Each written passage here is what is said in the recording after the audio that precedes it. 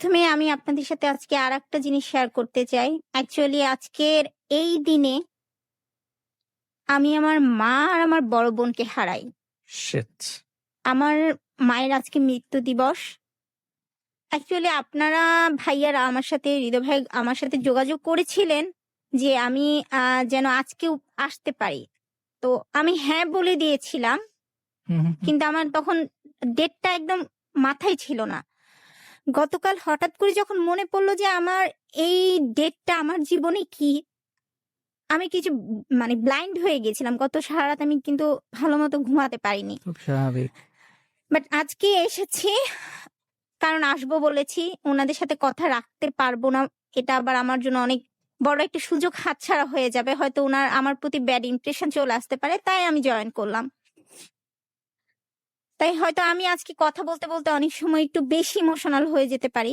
তো এজন্য সবার কাছে আগে থেকেই সরি বলে নিচ্ছি।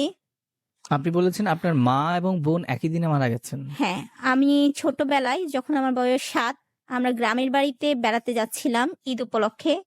তখন যা হয়, সে রোড অ্যাক্সিডেন্টে আমার মা আর আমার বড় বোন মারা যায়। আমরা ফুল ফ্যামিলি আমাদের আহত হই। তার মধ্যে আমিই বেশি আহত হই যে আজকে জীবনেও আহত। তো আমি বাঁচবো কেউ বলেনি। আমি ১৪ দিন অজ্ঞান ছিলাম এক নাগাড়ে।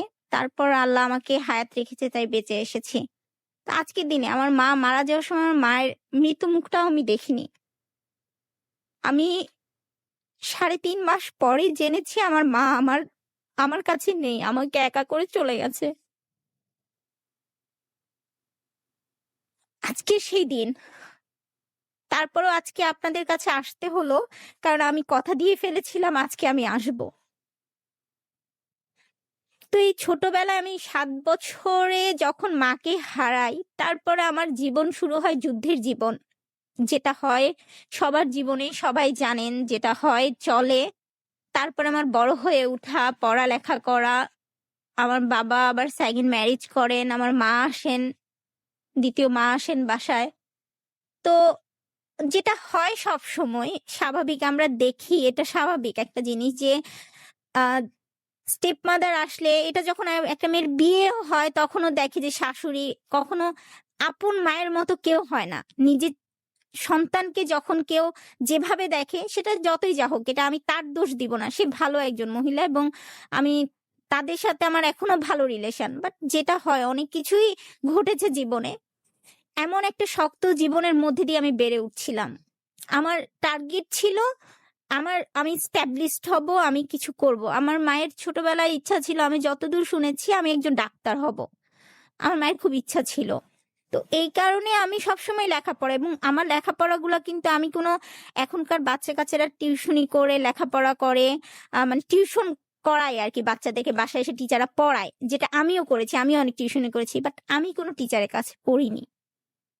কারণ একটাই, মা ছিল না।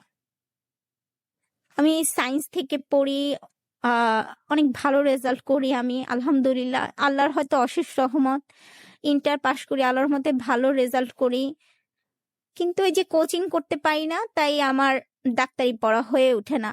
ভার্সিটিতেও আমি পাবলিক ভার্সিটিতে টিকি না একটা মাত্র কারণ আমি কোচিং করতে পারি না। কারণ একটাই, আমি যে ইকোনমিক্যাল ভাবে আমাদের আর্থিক অনটন ছিল তা কিন্তু না। ওই যে একটাই মা ছিল না। আত্মীয়-স্বজনের একটাই কথা, মেয়ে মানুষ কেন পড়ালেখা করবে? পড়ালেখার দরকার কি? সবকিছু পার্শ্ববর্তীকে মানে যখন আমার টিনেজ বয়স ছিল সেই বয়সটা আমি পার করে এসেছি। তো আমার যার সাথে রিলেশন ছিল সে আমাদেরই রিলেটিভ হয়। আমার সম্পর্কে আমার চাচাতো ভাই হয়, আপন নয় বাট দূর সম্পর্কীয় চাচাতো ভাই। তো আমি বেড়ে উঠছিলাম সেভাবে। আমি অনার্সে ভর্তি হই একটা আ পাবলিক ইউনিভার্সিটি মানে ন্যাশনাল ইউনিভার্সিটি আন্ডারে একটা কলেজে ভর্তি হই। অনেক উত্থান পতনের মধ্যে দিয়ে অনেক যুদ্ধ করে যেহেতু আমার টার্গেট ছিল আমি পড়ালেখা করব, আমি উচ্চশিক্ষা নিব। তবে অনার্সে ভর্তি হওয়ার পরে সেকেন্ড ইয়ারে যেহেতু উনি আমার রিলেটিভ, ওনার সাথে আমার সবসময় কথাবার্তা হতো। বাট এই যে আমার লেখাপড়া ওনার সেকেন্ড ইয়ার পর্যন্ত চলে আসা, এর আগেও আমার অনেক ছেলে বন্ধু ছিল বা আমার সাথে অনেকের ছেলের পরিচয় ছিল কিন্তু কখনো কারোর সাথে আমার ভালোবাসার রিলেশনটা গড়ে ওঠেনি। আপনি হয়তো বলতে পারেন, হ্যাঁ, তুমি দেখতে শুনতে খারাপ, বা একটা মেয়ে যতই খারাপ হোক তার জীবনে ভালোবাসা আসে। আমি প্রপোজ পেয়েছি কিন্তু কাউকে ওই স্পেসটা দিইনি। আমার টার্গেটই ছিল আমি লেখাপড়া করব। আমি অন্যদিকে মন দিব না। বাট অনার্স সেকেন্ড ইয়ারে আসার পরে কেন জানি না, তার মধ্যে থেকে সে যখন আমাকে একদিন ফোন করে, তখন আমার হাতে ফোনও ছিল না, আমি ফোন নিইনি, মোবাইল নিইনি। তো আমার রুমমেটের মাধ্যমে তার সাথে কথা হতো 2005-এর কথা বলছি আমি। আমার স্পষ্ট মনে আছে 2005-এর নভেম্বরে সে আমাকে প্রপোজ করে। তার প্রপোজটা পেয়েছি 2005-এর নভেম্বরে। তো তারপরে তার সাথে আমার কথা হতো, যেহেতু পরিচিত। আমি আমার ইমিডিয়েট বড় বোনকে বলি যে আপু আমি তাকে পছন্দ করি। ও আমাকে বলে যে দেখো তুমি খুব ইমোশনাল। ও জানতো, কারণ আমি ছোটবেলায় খুব আদরে মানুষ হয়েছি। এটা আমার কোনো গল্প না বা কোনো মিথ্যা কথা না। আমার বাবা মা আমাকে কখনো একটু বকাও দেয়নি বা একটু শাসন করেনি। বাচ্চা কাচ্চারা অনেক সময় দেখা যায় যে অনেক দুষ্টুমি করলে, অনেক কথা না শুনলে বকা শুনে, কিন্তু আমি কখনো শুনিনি আমার বাবা মার কাছে বকা। আমি কথা না শুনে বাবা মা আদর করেছে, বকা দেয়নি। তো আমি ছোটবেলা থেকে একটু ইমোশনাল। আমি কেউ আমাকে বকা দিয়ে কথা বলবে, আমি ওটা নিতে পারি না। স্টিল নাও আমি এত বড় হয়েছি, now my age is 35, 36। This year I am going to 36। So আমি এই বয়সে এসেও আমি কিন্তু পারি না, কেউ আমাকে বকা দিলে আমি ওটা নিতে পারি না, কারণ আমি ছোটবেলা থেকে ওভাবে হইনি। আমার স্টেপ মাদারও আমার সাথে কখনো উচ্চ গলায় কথা বলে না। আমার অন্য ভাই বোনদের সাথে বকাঝকা করেছে, কিন্তু আমাকে সরাসরি বকা দিতে পারেনি, কারণ আমার বাবা আমার মাকে নিষেধ করে দিয়েছিল যে আর যার সাথে যা কিছু করবা তুমি আমার এই মেয়ের সাথে কখনো বকা দিয়ে কথা বলবা না। তো যার কারণে আমি ওভাবেই মানুষ হয়েছি, ওভাবেই বড় হয়েছি। তো আমার এই চাচাতো ভাইয়ের সাথে আমার যখন রিলেশন হয়, আমি ওনার কাছ থেকে যখন প্রপোজটা পাই, উনি ওনার জায়গা এবং আমার জায়গা অনেক ডিফারেন্ট। আমরা দুইজন দুই শহরেই থাকতাম। তো আমার সাথে সে দেখা গেছে মাসে 1-2বার দেখা করতে যেত। তো দেখা করতে করতে তার সাথে আমার যখন একটা রিলেশনে আমরা জড়িয়ে যাই, যেটা অনেকের ক্ষেত্রেই হয়, রিলেশন মানেই স্বাভাবিক অনেক কিছুই হয়। তো আমি তাকে এটাই বলি যে আমি কিন্তু ছোটবেলা থেকে, আবার এখানে একটু বলে রাখা দরকার, আমার মা মারা যাওয়ার পর থেকে আমি 5 ওয়াক্ত নামাজ রোজা এগুলা করতাম। তো আমি এই জন্য ওনাকে আমি বলেছিলাম যে যেটা আমি ওনাকে বলেছি, একটা ছেলে একটা মেয়ে যখন একসাথে চলে ওখানে শয়তান বিরাজ করে। যাই হোক, আমাদের মধ্যে যা কিছু হয়ে গেছে, আমি ওনাকে বারবার বলতাম যে এটা হওয়াটা ঠিক হয়নি। উনি আমাকে একটা কথাই বলতো যে দেখো, একটা উপযুক্ত ছেলে আর একটা মেয়ে যখন দুইজন, আমাদের ধর্মে কি কোনো সূরা কালাম আছে বিয়েতে? কোনো না, শুধু আছে কবুল। মানে তুমি একজনকে পছন্দ করো, তুমি তাকে কবুল বলে মেনে নিলা। তা আমি তো তোমাকে কবুল বলেছি, আর সাক্ষী আমাদের সাক্ষী আল্লাহ তো আছে, আল্লাহ তো দেখছে যে আমি তোমাকে ওয়াইফ হিসেবে মেনে নিচ্ছি। তো তুমি এটা কখনো মনে করবে না যে আল্লাহ তোমাকে গুনাহ দিচ্ছে। এখন ইমোশনালি অনেক কিছুই কথাবার্তা বলতো। আমি যেহেতু তাকে ভালোবাসি, আর একটা কথা বলে রাখা দরকার, সে এডুকেশনের দিক থেকে আমার থেকেও লোয়ার ছিল, এবং আমার থেকেও সে সব দিক দিয়ে, হ্যাঁ হ্যাঁ, মানে আমার আমার এইজের বা আমার সমতুল্য যে হবে, বা তার একটা নাম আছে, যশ আছে, তার বাবার অঢেল পয়সা আছে, তেমনও কিন্তু কিছু না।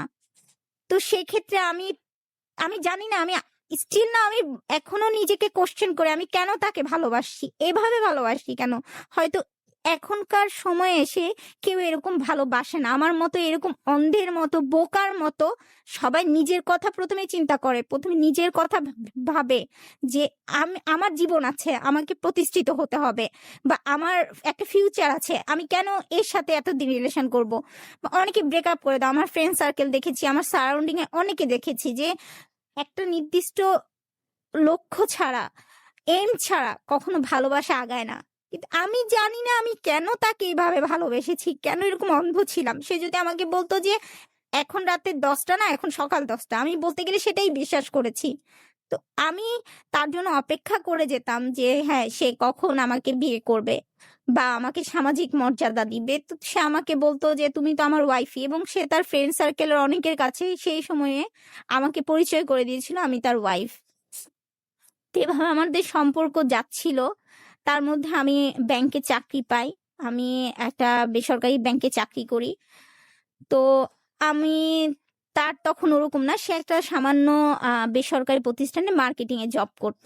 তো অনেক সময় তাকে আমি অনেকভাবেই হেল্প করেছি, বা যেহেতু তাকে আমি আমার হাসব্যান্ড হিসেবেই জানতাম। তো আমি তখন মনে করতাম আমার এবং তার একই জিনিস। আমি আমার এখনো মনে পড়ে আমি যখন বোনাস পেতাম, বোনাসের ১ম টাকাটা দিয়ে তার জন্যই গিফট কিনেছি। কখনো কিনিনি, কখনো আমার ফ্যামিলির জন্য না। আমার ফ্যামিলির জন্য পরে কিনতাম। সবার জন্য কিনতাম। আমি নিজের টাকা দিয়ে কখনো আমি নিজের জন্য একটা দানা কিনিনি আমি কখনো। আমি এটা বলতাম, কিন্তু তার জন্য আমার মাথায় থাকতো তাকে আমার এটা দিতে হবে। কিন্তু তার কাছ থেকে আমি কিছু নিতাম না। আমি সবসময় বলতাম, আপনার ফ্যামিলি আছে, আপনার ফ্যামিলিকে এখানে বলে রাখা দরকার। তার মাও মারা গিয়েছিল। আ অনেক পরেই মারা গিয়েছিল। তারা তখন সবাই বড়, বড়। তার ৩ টা বোন আছে। তো সে তার বোনদের হেল্প করত। তার বাবাও জানতাম যে তার বাবাও চাকরি করত। কিন্তু তার বাবা অল্প ছোটখাটো একটা চাকরি করত। সেটা দিয়ে তারা চলতে পারত না। তো এজন্য তার সাপোর্টটা তার ফ্যামিলিতে খুব বেশি ছিল। তো এই কারণেই আমি আ সবসময় তাকে বলতাম যে, "না, আমার পিছনে কখনো টাকা খরচ করবে না। ওই টাকাটা আপনার ফ্যামিলিকেই দেন। আমার দরকার নাই। আমি স্বাবলম্বী। আমি নিজেরটা নিজে করে নিচ্ছি। আমার দরকার নেই। আপনি আমাকে কোনো কিছু দিয়ে কখনো কিন্তু কিছু আমাকে গিফট করার দরকার নেই।" সে আমাকে মাঝে, মাঝে জিজ্ঞেস করত, "তোমার জন্য কি এটা কিনে দিব?" আমি বলতাম, "না, লাগবে না।" এরকম করতে, করতে ২০০৫ থেকে ২০১০ এ সে হঠাৎ করে দেশের বাইরে চলে যায়। আমি তখনও জানতাম না যে সে দেশের বাইরে যাবে।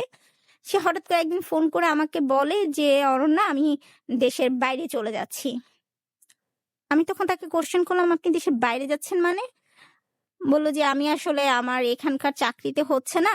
আমি একটা ভালো অপরচুনিটি পেয়েছি, তাই বাইরে যাচ্ছি।" তো আমি বললাম যে, "তো আমার কি হবে?" বলল যে, "তুমি তো আমার ওয়াইফ আছোই, আমি তো তোমাকে বলেছি।" "আচ্ছা, ঠিক আছে। যাও, আমার যেদিন ফ্লাইট তার আগের দিন আমি আসবো। তোমাকে আমি কোর্ট ম্যারেজ করে রেখে যাবো। তো তোমার আর কোনো টেনশন থাকবে না তাহলে, হ্যাঁ? তুমি সবকিছু রেডি থাকো। আমার পরশুদিন ফ্লাইট, আমি তার আগের দিন তোমার সাথে দেখা করতে আসবো এবং তোমাকে আমি কোর্ট ম্যারেজ করবো।" আমি বললাম, "ওকে, ফাইন।" আমি মেনে নিলাম।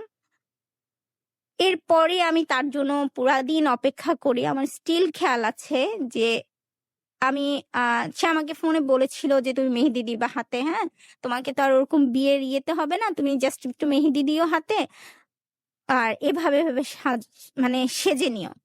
তো আমি সারাদিন রেডি হয়ে থাকি এবং তার আগের দিন রাতে আমি মেহেদি দিই। আ মেহেদি দিয়ে আমি বসেছিলাম যে হ্যাঁ, সে আসবে। সে আমাকে জাস্ট আ কোর্ট ম্যারেজ করে রেখে যাবে। যেহেতু আমার বাবা তখন, আরো বলে রাখা দরকার, আমার বাবা তখন প্যারালাইজড হয়েছিল। ১ম স্ট্রোকে আব্বু প্যারালাইজড হয়ে গিয়েছিল। তো আব্বু অসুস্থ ছিল, যার কারণে ওই ব্যাপারটা নিয়ে আর আমি ফ্যামিলিতে তেমন বলি, বাট আমার বড় বোন জানতো। আমার বড় বোনের সাথে আমি সবকিছু শেয়ার করেছি। বাট এই বিয়ের কথাটা ও জানতো না। এর মধ্যে অবশ্য আরো বলে রাখি, আমার বড় বোনের সাথে ওর সাথে, মানে আমার ওই কাজিনের সাথে একটু ভালো রিলেশন ছিল। তারা অনেক আগে থেকে একজন একজনের ফ্রেন্ড ছিল। মানে ওরা ২ জন একই ক্লাসে পড়তো। তো ২ জন একই সাথে লেখাপড়া করেছে, একই সাথে তো ওরা ফ্রেন্ড ছিল। তো আমার বড় বোনের সাথে তারই একটা ফ্রেন্ডের আবার রিলেশন ছিল। তো ওটার সাথে আমার বড় বোনের আবার বিয়ে হয়নি। তো সেটা নিয়ে আমার বড় বোনের সাথে ওর সাথে একটু মনোমালিন্য হয়। তো ওর সাথে তখন কথা বলতো না আপু। তো আমার সাথেও আপু মানা করেছিল যে ওর সাথে কোনো রিলেশন না রাখার জন্য। আমি আপুর কথাটা শুনিনি। আমি তার সাথে রিলেশন কন্টিনিউ করেছিলাম। কারণ সে আমাকে আশ্বাস দিয়েছিল। তো মানুষ তো সবসময় ভালোবাসার মানুষের কথাই শুনে। অনেকে তার বাবা-মার কথা শুনে না, ভালোবাসার মানুষের কথা শুনে। সেখানে আমি আমার বোনের কথা না শুনে আমি ওর কথাকেই প্রাধান্য দিয়েছিলাম যে, যাক, ও আমাকে বলেছে বিয়ে করবে। তো এই কারণে আপুর সাথে আমি ওই কথাটা গোপন করেছিলাম তখন, যে ও আমাকে বিয়ে করতে চেয়েছে। কারণ আমি জানতাম যে আপু তো ওর উপরে একটু রাগ। তো হয়তোবা আমাকে আপু, মানে এটা মেনে নিতে পারবে না। তো যাই হোক, তারপরে সে আসে না। আমি সারারাত ইয়ে করে অপেক্ষা করি। তখন আমার খুব রাগ হয়। আমি মোবাইল অফ করে দিই।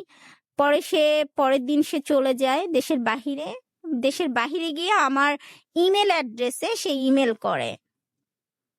যে মানে সে আমাকে মাপ-টাপ চায়, যে হঠাৎ করে তার বোনটা খুব ইমোশনাল ছিল। তার বাবা খুব ইয়ে ছিল। তো ওদের মুখের দিকে তাকায় সে, তাদেরকে মিথ্যা কথা বলে। কারণ সে আসতে হলে, আমার সাথে দেখা করতে হলে তো বাসায় একটা মিথ্যা কথা বলতে হবে।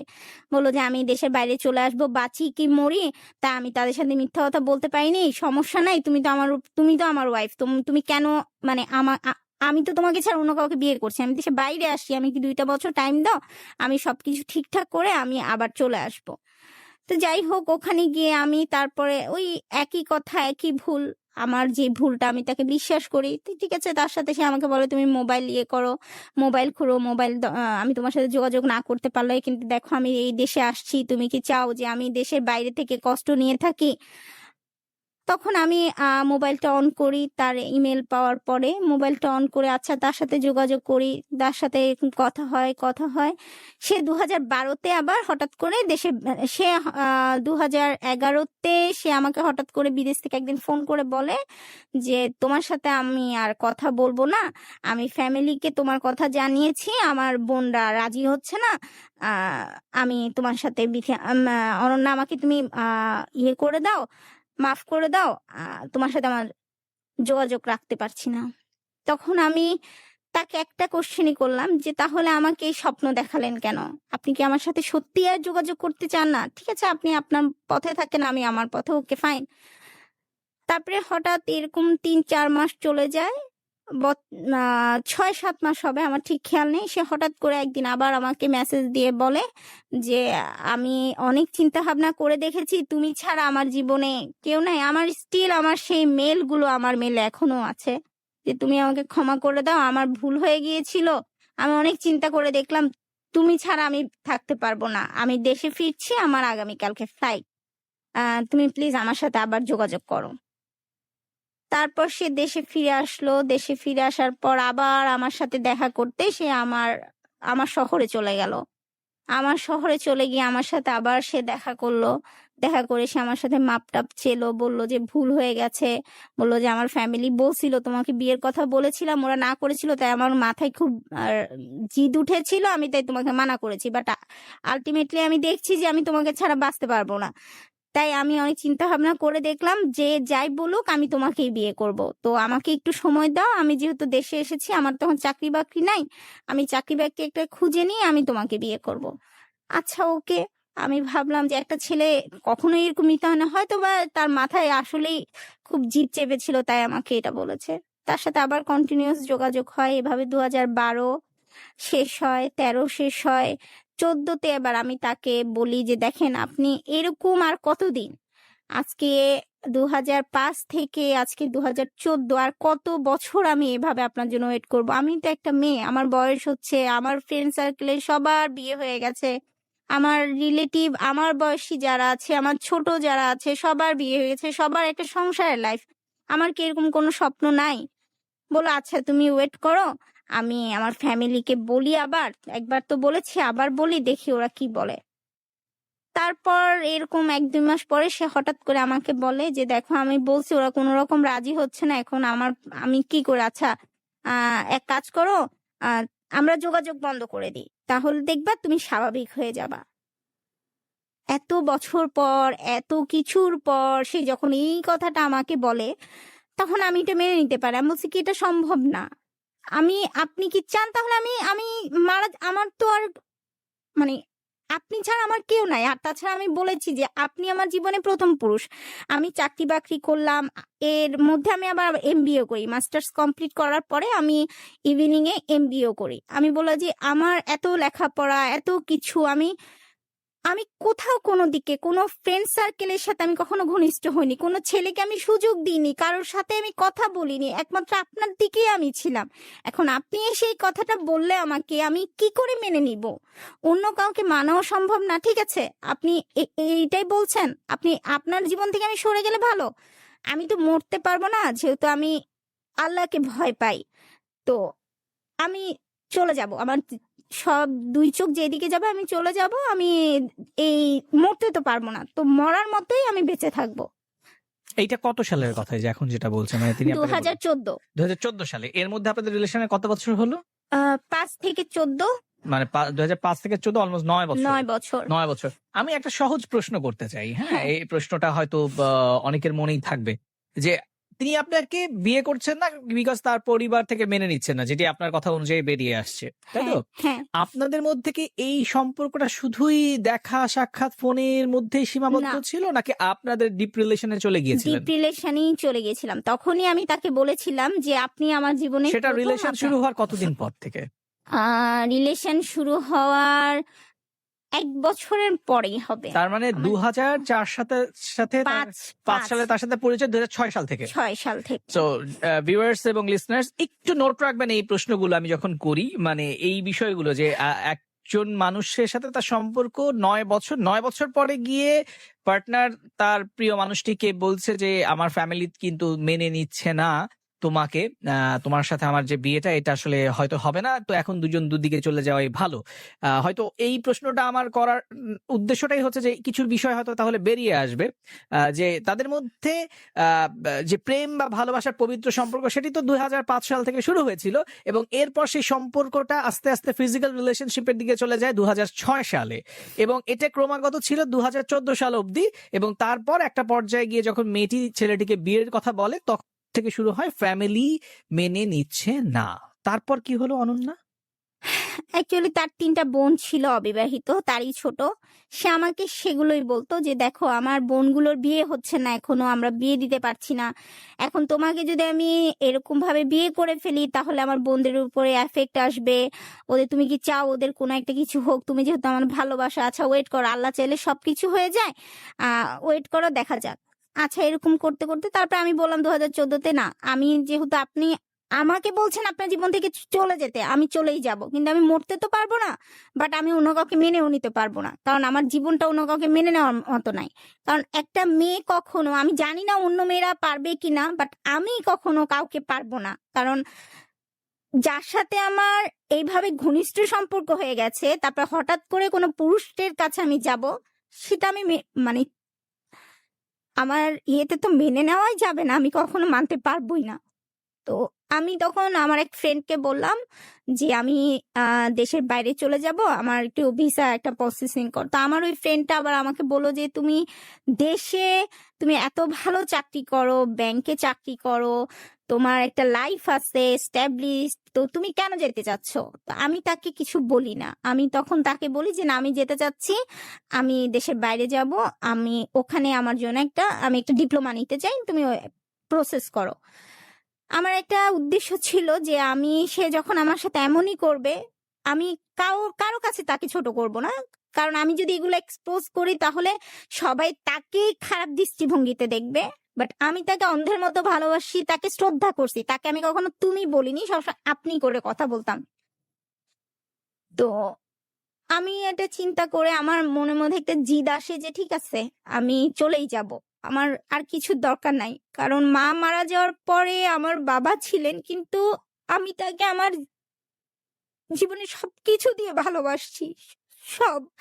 আমার জীবনে যদি সেকেন্ড কাউকে আমি প্রচন্ড ভালোবেসে থাকি আমার মায়ের পরে, সেটা হবে সে। আমি জানি হয়তোবা আমার ফ্যামিলি আমার এই অনুষ্ঠানটা দেখবে, অনেকে আমার উপরে রাগ করবে, আমার বোন রাগ করবে, কিন্তু আমার বোন জানে যে আমি তাকে কি পরিমাণ ভালোবাসছি। আমি আমার বোনের কথা শুনিনি কখনো, আমার ফ্যামিলির কথা কখনো শুনিনি। আমি ছোটবেলা থেকে অনেক ধরা পাকড়া, অনেক কষ্টের মধ্যে বড় হয়েছি। আমি কখনো কোনো ফ্রেন্ড সার্কেলকে নিয়ে যে শহরে একা একা থেকেছি, এত এডুকেশন নিয়েছি, চাকরি করেছি। আমি দেখি আমার সারাউন্ডিং এ অনেক মেয়েদেরকে দেখি বয়ফ্রেন্ড থাকলেও ছেলে ফ্রেন্ডদেরকে নিয়ে বাইরে হই হুল্লাড় করা, ঘোরাফেরা করা, খাওয়া। আমি কোনোদিন আমার কোনো ছেলে ফ্রেন্ডকে নিয়ে এটা বলতে পারবো না যে রেস্টুরেন্টে বসে আমি একা আ মানে তাদের সাথে আড্ডা মেরেছি বা তাদের সাথে আমি টাইম স্পেন্ড করেছি। আমার থিংকিং ছিল সে। কারণ হ্যাঁ, অনেকে হয়তো বলবে যে তুমি যদি এতই ধর্মভীরু হও তার সাথে ফিজিক্যাল রিলেশনে গিয়েছো কেন? আসলে ভালোবাসা বলেন আর হাসব্যান্ড বলেন আমি তাকেই ভেবেছি। সে যখন আমাকে ওইটা বুঝিয়েছে যে আমাদের ধর্মে কোনো সূরা কালাম নাই, কিছু নেই, শুধু কবুল বলাটা। তো তোমাকে তো আমি কবুল বলে নিয়েছি। আমি উপযুক্ত একটা ছেলে, আমি কবুল বলে তোমাকে নিয়েছি। সেহেতু তুমি আমার ওয়াইফ। তো সেই হিসেবে তাকে সেই সম্মানটা দিয়ে আমি চলেছি। এবং আমি এই কারণে কখনো ওভাবে চিন্তা করিনি যে এটা কোনো আমার ভিতরে খারাপ কিছু হবে। তো যাই হোক, পরে আমি আমার ওই ফ্রেন্ডের মাধ্যমে ভিসা প্রসেস করি। তখন তার কানে যখন এই কথাটা যায়, সে আমার সাথে দেখা করে। দেখা করে সে আমাকে মানে অনেক কান্নাকাটি করে, আমার কাছে মাপ চায় এবং আমাকে বলে যে, "না, তুমি চলে যেও না। তুমি আমার জীবন থেকে যদি চলে যাও, অনন্যা তুমি এই কাজটা করতে পারো না। তুমি কেন চলে যাবা? তুমি চলে যেতে পারো না। তুমি যদি চলে যাও তাহলে আমি তো বাঁচবো না। হ্যাঁ, ঠিক আছে। আমি এতদিন পারিনি, এবার পারবো। এবার আমার ফ্যামিলির বিরুদ্ধে যাবো। গিয়ে আমি তোমাকে বিয়ে করব। তুমি তোমার ভিসাটা এখন ক্যান্সেল করাও।" তখন আমি বললাম যে, "এটার ইয়ে কি যে আপনি আমি কি?" তখন তার ওখানে একটা রিলেটিভ ছিল, তার একটা কাজিন। তো সেও থাকে আমাদের দুজনের কথা বলার মধ্যে। সে তারপরে বলে আমাদেরকে যে, "ঠিক আছে, তোমাদের বিয়ের সব রকমের ব্যবস্থা আমি করব। তুমি ভিসা-টিসা ইয়ে করো, এগুলা নিয়ে পাগলামি করিও না। ঠিক আছে, তোমাদের বিয়ের সাথে সবকিছু।" তো আমি তখন ভরসা পাই যে শুধু তো তার মুখ থেকে কথাটা আসে না, তার রিলেটিভের কাছ থেকেও আসে কথাটা। ওকে আমি অপেক্ষা করি। তো তখন সে আমাকে বলে, তখন ঈদ ছিল। ২০১৫ সালের কোরবানির ঈদের ছিল কথা। তখন সেই ঈদে আমাকে বলে যে, "তুমি বাড়িতে যেও না। আ আমি তোমার বিয়ের কথা নিয়ে যেহেতু বাড়িতে বলাবলি করব, তো একটা অনেক বড় প্রবলেমের সৃষ্টি হবে। এটা 3rd বার তোমার আমার বিয়ে নিয়ে কথা বলব। এবার আমি একটু আমার ফ্যামিলির সাথে একটু ভালোই ফাইট করতে হবে। তো তুমি যদি ওখানে থাকো তখন দেখা যাবে তোমার উপরেও অনেক ইয়ে আসতে পারে। তুমি হয়তো ওগুলা নিতে পারবা না। তাই তুমি যেও না। তুমি থেকে যাও।" তো আমি তাই আর গ্রামের বাড়িতে যাই না। সে যায়, তার ফ্যামিলি যায়। তার ২-৩ বোন, তার বাবা এবং তার চাচা-চাচী সবাই থাকে ওখানে। তো সে চলে যায়। তো যাওয়ার আগে আমার সাথে কথাবার্তা যে সে তার ফ্যামিলিকে গিয়ে সে যেভাবে হোক রাজি করবে। তো হঠাৎ করে সে আমার সাথে কম যোগাযোগ করত। এমনি আমাদের আল্টিমেটলি অনেক বেশি যোগাযোগ হতো, সকালে, বিকালে, রাত্রে। আম আপডেট পাওয়া যেত আরকি সবসময়। তো তখন দেখা গেল গ্রামের বাড়িতে যাওয়ার পর তার আপডেটটা কমে গেছে। সে দেখা গেত আমি যদি ফোন দিই, ফার্স্ট বার সে ফোনটা কেটে আর ব্যাকও করে না। টাইম চলে যাচ্ছে আর আমি ফোনটা পাই না। পরে আমার মনের মধ্যে একটু সন্দেহ হয় যে কি হচ্ছে? তখন আমি তার আরেকটা ফ্রেন্ডের নাম্বার জোগাড় করি। যেহেতু তার বাড়ি আমার বাড়ি একই জায়গায়, ওখানে আমি আমার রিলেটিভের মাধ্যমে তার ফ্রেন্ডের নাম্বার জোগাড় করি। জোগাড় করে আমি তার আপডেট নিতে চাই। এদিকে আমি বাড়িতে ভয়ে খবর নিতে পারছি না, যেহেতু আমার বোন মানে তার উপরে একটু নারাজ ছিল। তাই আমি ওদেরকে কিছু বলতে পারি না, যে কি ঘটছে জিজ্ঞাসাও করতে পারি না। আর আমার স্টেপ মাদারকে তো আমি কোনো কিছু শেয়ার করিনি। হঠাৎ করে ওনাকে আমি কি জিজ্ঞাসা করব? বা উনি এমনি বিষয়টা জানতো যে আমাদের মধ্যে কিছু একটা আছে। তো উনি এত কিছু জানতো না যে আমাদের জিনিসটা ফিজিক্যাল রিলেশনে গড়িয়েছে। এর মধ্যে আমি আমার বোনকে ফোন করে একদিন বলি যে, "আপু, তুমি একটু ওর বাবার কথা বলি যে ওনাকে একটু বলো না আমাদের বিয়ের ব্যাপারে।" তখন ও আমার উপরে একটু রাগ করে বলে যে, "আমরা মেয়ে পক্ষ, আমরা কেন ছেলের কাছে ইয়ে নিয়ে যাব?" এখন আমার বোনও জানতো না আমাদের মধ্যে যে একটা ফিজিক্যাল রিলেশন হয়ে গেছে। তো ও আমার উপরে একটু রাগ করে মোবাইলটা কেটে দেয়। তখন আমি ওই যে আমি ছোটবেলা থেকে একটা অভ্যাস যে আমার উপরে কেউ রাগ করুক, এটা আমি নিতে পারি না। তখন আমি খুব অভিমান করি যে আমার বোন আমার কথাটা না শুনেও কেন ফোনটা কেটে দিল। ও আমাকে খুব বকাবকি করে যে, তোমাকে আমি মানা করেছি যে ওই ছেলের সাথে তুমি যোগাযোগ রাখবা না। তুমি তারপরেও রেখেছো। এখন আবার তুমি বলছো আমাকে যে ওর বাবার কাছে গিয়ে আমার মানে আমি প্রস্তাব নিয়ে যাই। আমি পারবো না। এটা বলে ও ফোনটা কেটে দেয়। পরে আমি এখন আমার পথ হারিয়ে ফেলি তখন। অ্যাকচুয়ালি আমি কার কাছে বলবো? কার কাছে আমি নিজের ইয়েটা এক্সপ্রেস করব? কাকে বলবো? আর ওর বোনদের কাছে কিভাবে বলবো? ওর বোনরা আমি জানি না আজও। আমি কোনোদিন ওদেরকে এখনো জিজ্ঞাসা করতে পারলাম না যে আমার দোষটা কোথায়? বাট আমি পরবর্তীতে শুনেছি ওর বোনরা নাকি এটা বলতো যে আমি অনেক এডুকেটেড, আমি লেখাপড়া করেছি, ওর ভাইকে আমি কখনো সম্মান দিব না, সবসময় ডমিনেট করে রাখবো। কিন্তু ওরা এটা বুঝলো না যে আমি লেখাপড়া করেছি, আমি এডুকেটেড, ওকে ফাইন, বাট আমি ওর ভাইকে ভালোবাসি। আমি ওর ভাইকে সম্মান না করার কিছু নাই। আর ওর বোনরা এটাও নাকি বলেছে শুনেছি যে আমার ঘরে সৎমা, ওর ভাই কখনো আ সম্মান পাবে না, তাই ওরা চায় না। কিন্তু এই ২ টা কি কোনো রিজন হতে পারে? ওরা কখনো কি এটা জিজ্ঞাসা করতে পারল না যে, "আপু, তোমার সাথে ভাইয়ের কি ধরনের রিলেশন?" তাহলে তো হয়তো আমি বলতে পারতাম। কারণ ওরা তো আমার বোনের সমতুল্য ছিল। আমি কোনো স্পেস পাচ্ছিলাম না, কোনো সুযোগ পাচ্ছিলাম না। কাকে বলবো? কি হচ্ছে ওখানে? মানে গ্রামে কি চলছে? কোনো খবর পাচ্ছিলাম না। তারপরে ওর ফ্রেন্ডের নাম্বারটা নিয়ে যখন আমি যোগাযোগ করি, তখন আমি ওর ফ্রেন্ডের মাধ্যমে শুনি যে ওর জন্য মেয়ে দেখা হচ্ছে। তখন একদিন আমি ফোন করি। আহ অনেকবারই ফোন করি, বলতে গেলে যেটা বিরক্তিকর হয়ে গেছে। প্রায় 15 থেকে 20 বার পরে ফোনটা রিসিভ করার পরে বললো যে তুমি কি একটু ধৈর্য ধরতে পারো না, এত অধৈর্য হলে চলবে? হ্যাঁ, আমার এখানে অনেক কিছু ঘটছে, চাই আমি তোমাকে জানাইতে যাচ্ছি না, ফোন ধরছি না, বাট তুমি স্থির থাকো, কিছুই হবে না। যাই দেখাক না কেন কিছুই হবে না, ওরা দেখাইতে যাচ্ছে দেখাই যাক, আমার সময় হলে আমি চলে যাব। তো লাস্ট যেদিন ওর 2015 অক্টোবরের 3 তারিখ ওদের বিয়ে হয়, সেদিন ছিল শুক্রবার, তার আগের দিন বৃহস্পতিবার 2 তারিখ অক্টোবরের। তো আমি কথা বলি, সারা রাত আমার সাথে কথা হয়, আমাকে বললো যে দেখো তুমি কখনো মন খারাপ করবা না। আমাকে অনেক কিছু বুঝায় যে আমি বিয়ে করছি না, আজকে আমার বাবার সাথে আমার অনেক তর্ক হয়েছে, আমার বোনদের সাথে হয়েছে, আমি বলেছি আমি বাড়ি ছেড়ে চলে যাব, আমি কোনোদিন ওদের এখানে আসবো না, যদি বিয়ে হয় আমি তোমাকেই করব। তো তুমি এটা নিয়ে কোনো হাই হুতাশ করো না, আমি সকালের ট্রেনে আমি চলে যাচ্ছি শহর ছেড়ে, গ্রাম ছেড়ে। তা আমিও ভরসায় আছি, আচ্ছা ঠিক আছে। তো সবসময় দেখা যায় যে সে যানবাহনে উঠলে বা কোথাও চলে গেলে আমাকে ইনফর্ম করে। তো দুপুর গড়িয়ে আমার মনে আছে জুম্মার আজান দিচ্ছিল, আমি চিন্তা করলাম যে ট্রেনের সময় তো সকালে ছিল, সকালেও কল দিল না, এখন আজান দিয়ে দিল এখনো কল করছে না, প্রবলেমটা কি? পরে আমি একটা কল দিলাম, সে আমার ফোনটা ধরে শুধু এটা বললো যে আমার জন্য দোয়া করো, আমি একটা কাজে যাচ্ছি। আমার আপনি না চলে যাওয়ার কথা, বললো যে না একটা কাজ আছে, কাজে যাচ্ছি, আমি পরে তোমাকে ফোন দিব, এটা বলে ফোনটা রেখে দেয়। আহ আসলে আমি জানি না আমার শ্রোতারা যারা শুনছেন বা আপনারা যারা এখানে উপস্থিত আছেন তারা বিশ্বাস করবেন কিনা জানি না, আমি ওই সময়টা আমার মনে হয় যে কিছু একটা অঘটন ঘটবে।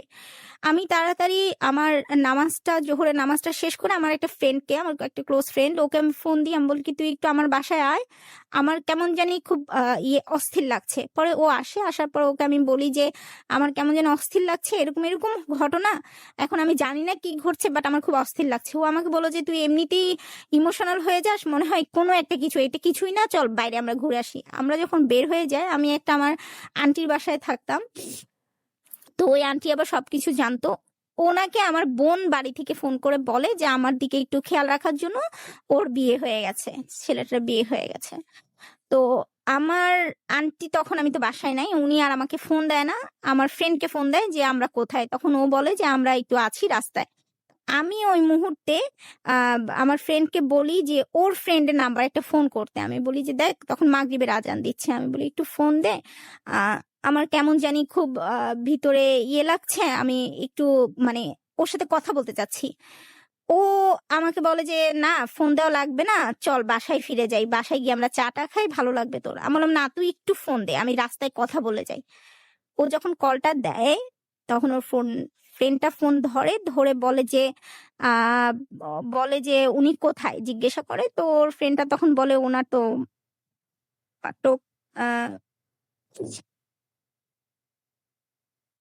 মাত্র ওনার কলমাটা শেষ হইলো, মানে উনি বিয়ে করে ফেললেন? তারপর আমি তার ইয়ে হয়ে যাওয়ার পরে আমি তখন আর বলতে পারি না। পরের দিন আমি তাকে একটা কল দিই জিজ্ঞাসা করার জন্য যে সে এটা কেন করলো। অনেক মনোবল নিয়ে তাকে এই কলটা দিই, বাট সে আমাকে বলে যে আমাকে ক্ষমা করে দিও, যা হওয়ার তুমি যেটা চিন্তা করেছো তুমি সেই পথে আগাতে পারো। অর্থাৎ সে আমাকে একভাবে বলেই দিল যে তুমি যা চিন্তা করেছো সেটা করতেই পারো, মানে আমি দেশে বাইরে চলে যেতে চেয়েছি, সবকিছু ছেড়ে ওভাবে চলেই যেতে পারি। পরে আমি আর কিছু তাকে বলি না, আমি তখন তাকে বলি যে ঠিক আছে আপনি তাহলে ভালো থাকেন, বাট আপনি একটাই কাজ করতে পারতেন, আমার সাথে লাস্ট একবার দেখা করে যেতে পারতেন যে আপনি কেন এই কাজটা করলেন। তখন সে আমাকে বলল যে আমার সেই সুযোগ হয়নি, তুমি আমাকে মাফ করে দিও। লাস্ট কথা শেষ। তারপর আমি আমার ওই ফ্রেন্ডকে আবার বলি যে তুমি আমার ভিসাটা ক্যান্সেল করেছিল, এটা আবার দেখো কোন রকম চেষ্টা করে আবার ইয়ে করা যায় না কেন, আমি দেশের বাইরে যেতে চাই, যেভাবেই হোক, যদি টাকা বেশি লাগে তারপরেও আমি যাব। তারপর আমার কিছু নিজে, যেহেতু আমি জব করতাম, আমার কিছু জমানো টাকা ছিল, সেই টাকাগুলো নিয়ে তারপরে কিছু রিলেটিভের কাছ থেকে টাকা নিয়ে, রিলেটিভ বলতে আমার কিছু ফ্রেন্ড ছিল, তাদের কাছ থেকে টাকা নিয়ে আমি তারপরে চলে যাই দেশের বাইরে। কারোর সাথেই চিন্তা করি আর যোগাযোগ করব না, কোনো ফ্রেন্ডদের সাথে, কোনো আত্মীয় স্বজনের সাথে, কোনো মানে আমি এক মৃত মানুষই হয়ে দেহটা থাকবে, বাট আমি কারোর সাথে ইয়ে করবো, বাট আমার মুভমেন্ট করতে হবে, আমি মুভ করতে চাই, আমি সবকিছু ভুলতে চাই। আমি তো মরে যে জীবন শেষ করে কোনো লাভ নেই, আল্লাহর কাছে তো আমি এমনি গুনাহগার, মারা যাওয়ার পর আরো গুনাহগার হব। এই সবকিছু চিন্তা করে আমি তারপরে দেশের বাইরে চলে যাই। দেশের বাইরে গিয়ে আমি তার সাথে তেমন যোগাযোগ করি না। এখানে একটা কথা বলে রাখার দরকার যে তার সাথে যখন আমার রিলেশন ছিল তখন তাকে আমি বিভিন্ন সময় আর্থিক হেল্প করেছিলাম। তো সেক্ষেত্রে আমার ব্যাংক থেকে কিছু লোন নিয়েছিলাম, সেই লোনের নমিনি সে ছিল। কারণ তাকে যেহেতু আমি লোন নিয়ে দিয়েছিলাম এবং আমাদের একটা ফিউচার ছিল, আমি ভেবেছিলাম যে যাই হোক সে এত নমিনি হলে কোনো প্রবলেম নেই, কারণ লোনটাও তাকে নিয়ে দিচ্ছি আর আমরা তো একসাথেই থাকবো, নমিনি তো সেই থাকবে। তো আমার স্যালারি মানে যে নমিনি, যত জায়গায় ব্যাংকের নমিনি, স্যালারির নমিনি, কার্ডের নমিনি, সব জায়গায় তাকেই করেছিলাম আমি। তো আমি ওই লোনের নমিনি হিসেবে সে ছিল। তো আমি যখন ব্যাংকে এইভাবে আমি একটা মানসিক বিধ্বস্ত হয়ে চলে যাই, আমি অবশ্য আমার ফ্যামিলির সাথে দেখা করেই সবার সাথে বিদায় টিদায় নিয়েই গেছি, বাট কাউকে কিছু বলিনি ওভাবে। বাট আমার স্টেপ মাদার তখনও বলতে পারেনি যে আমি কেন যাচ্ছি, সেই মনে করেছে যে হয়তো বা আমি ব্রাইট ফিউচারের জন্য বা পড়ালেখা করার জন্যই যাচ্ছি।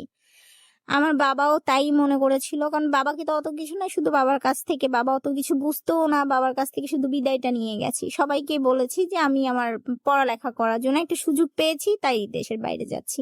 বাট আমার বোন বুঝেছিল, বাট ওর সেই চাপা রাগটার কারণে সে আমার সাথে কথাও বলেনি এবং জানতেও চাইনি। তো সেই রাগ কি সেই অভিমানটাও আমার মধ্যে ছিল যে ঠিক আছে, ও যেহেতু জানতে চাচ্ছেই না, আমার যেহেতু কোনো গার্জিয়ানই নেই, তো আমি আর কাকে কি বলবো, আমি আমার জীবনটাই বেছে নিই। পরে আমি চলে গেলাম দেশের বাইরে, ওখানে লেখাপড়া করলাম।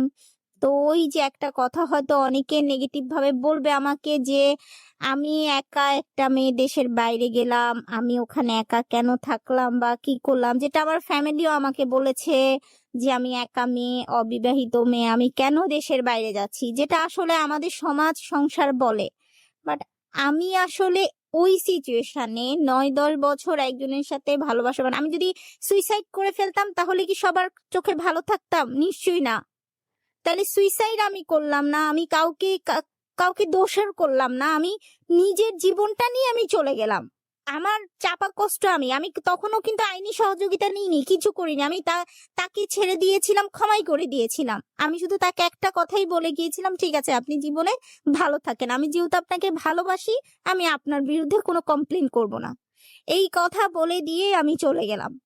তো সেই দেশে আসলে আমার খুব কষ্ট হয়েছে, যেহেতু আমার ফ্যামিলির সাপোর্ট আমি নিতাম না। তো একটা বিদেশে একটা মেয়েকে বা একটা ছেলেকে বা যেই থাকুক না কেন, তাকে আর্ন করতে হয় বা দেশ থেকে তার টাকা যেতে হয়। তো আমি তো পারতাম না, এদিকে লেখাপড়ার খরচ চালাতে হতো। তো পার্ট টাইম একটা জব করতে করতে ওখানে আল্লাহর রহমতে একটা ভালো জবও পেয়ে গিয়েছিলাম। তো বাংলাদেশি কিছু ইয়ে ছিল, তাদের ইয়েতে আমি একটা ভালো কোম্পানিতে জবও পাই। তো জব করতে থাকি, জব করা অবস্থায় আমি ওখানে লেখাপড়া শেষ করি, জব করি, বাট খুব টানাপোড়েনের মধ্যে আমি চলি ওখানে।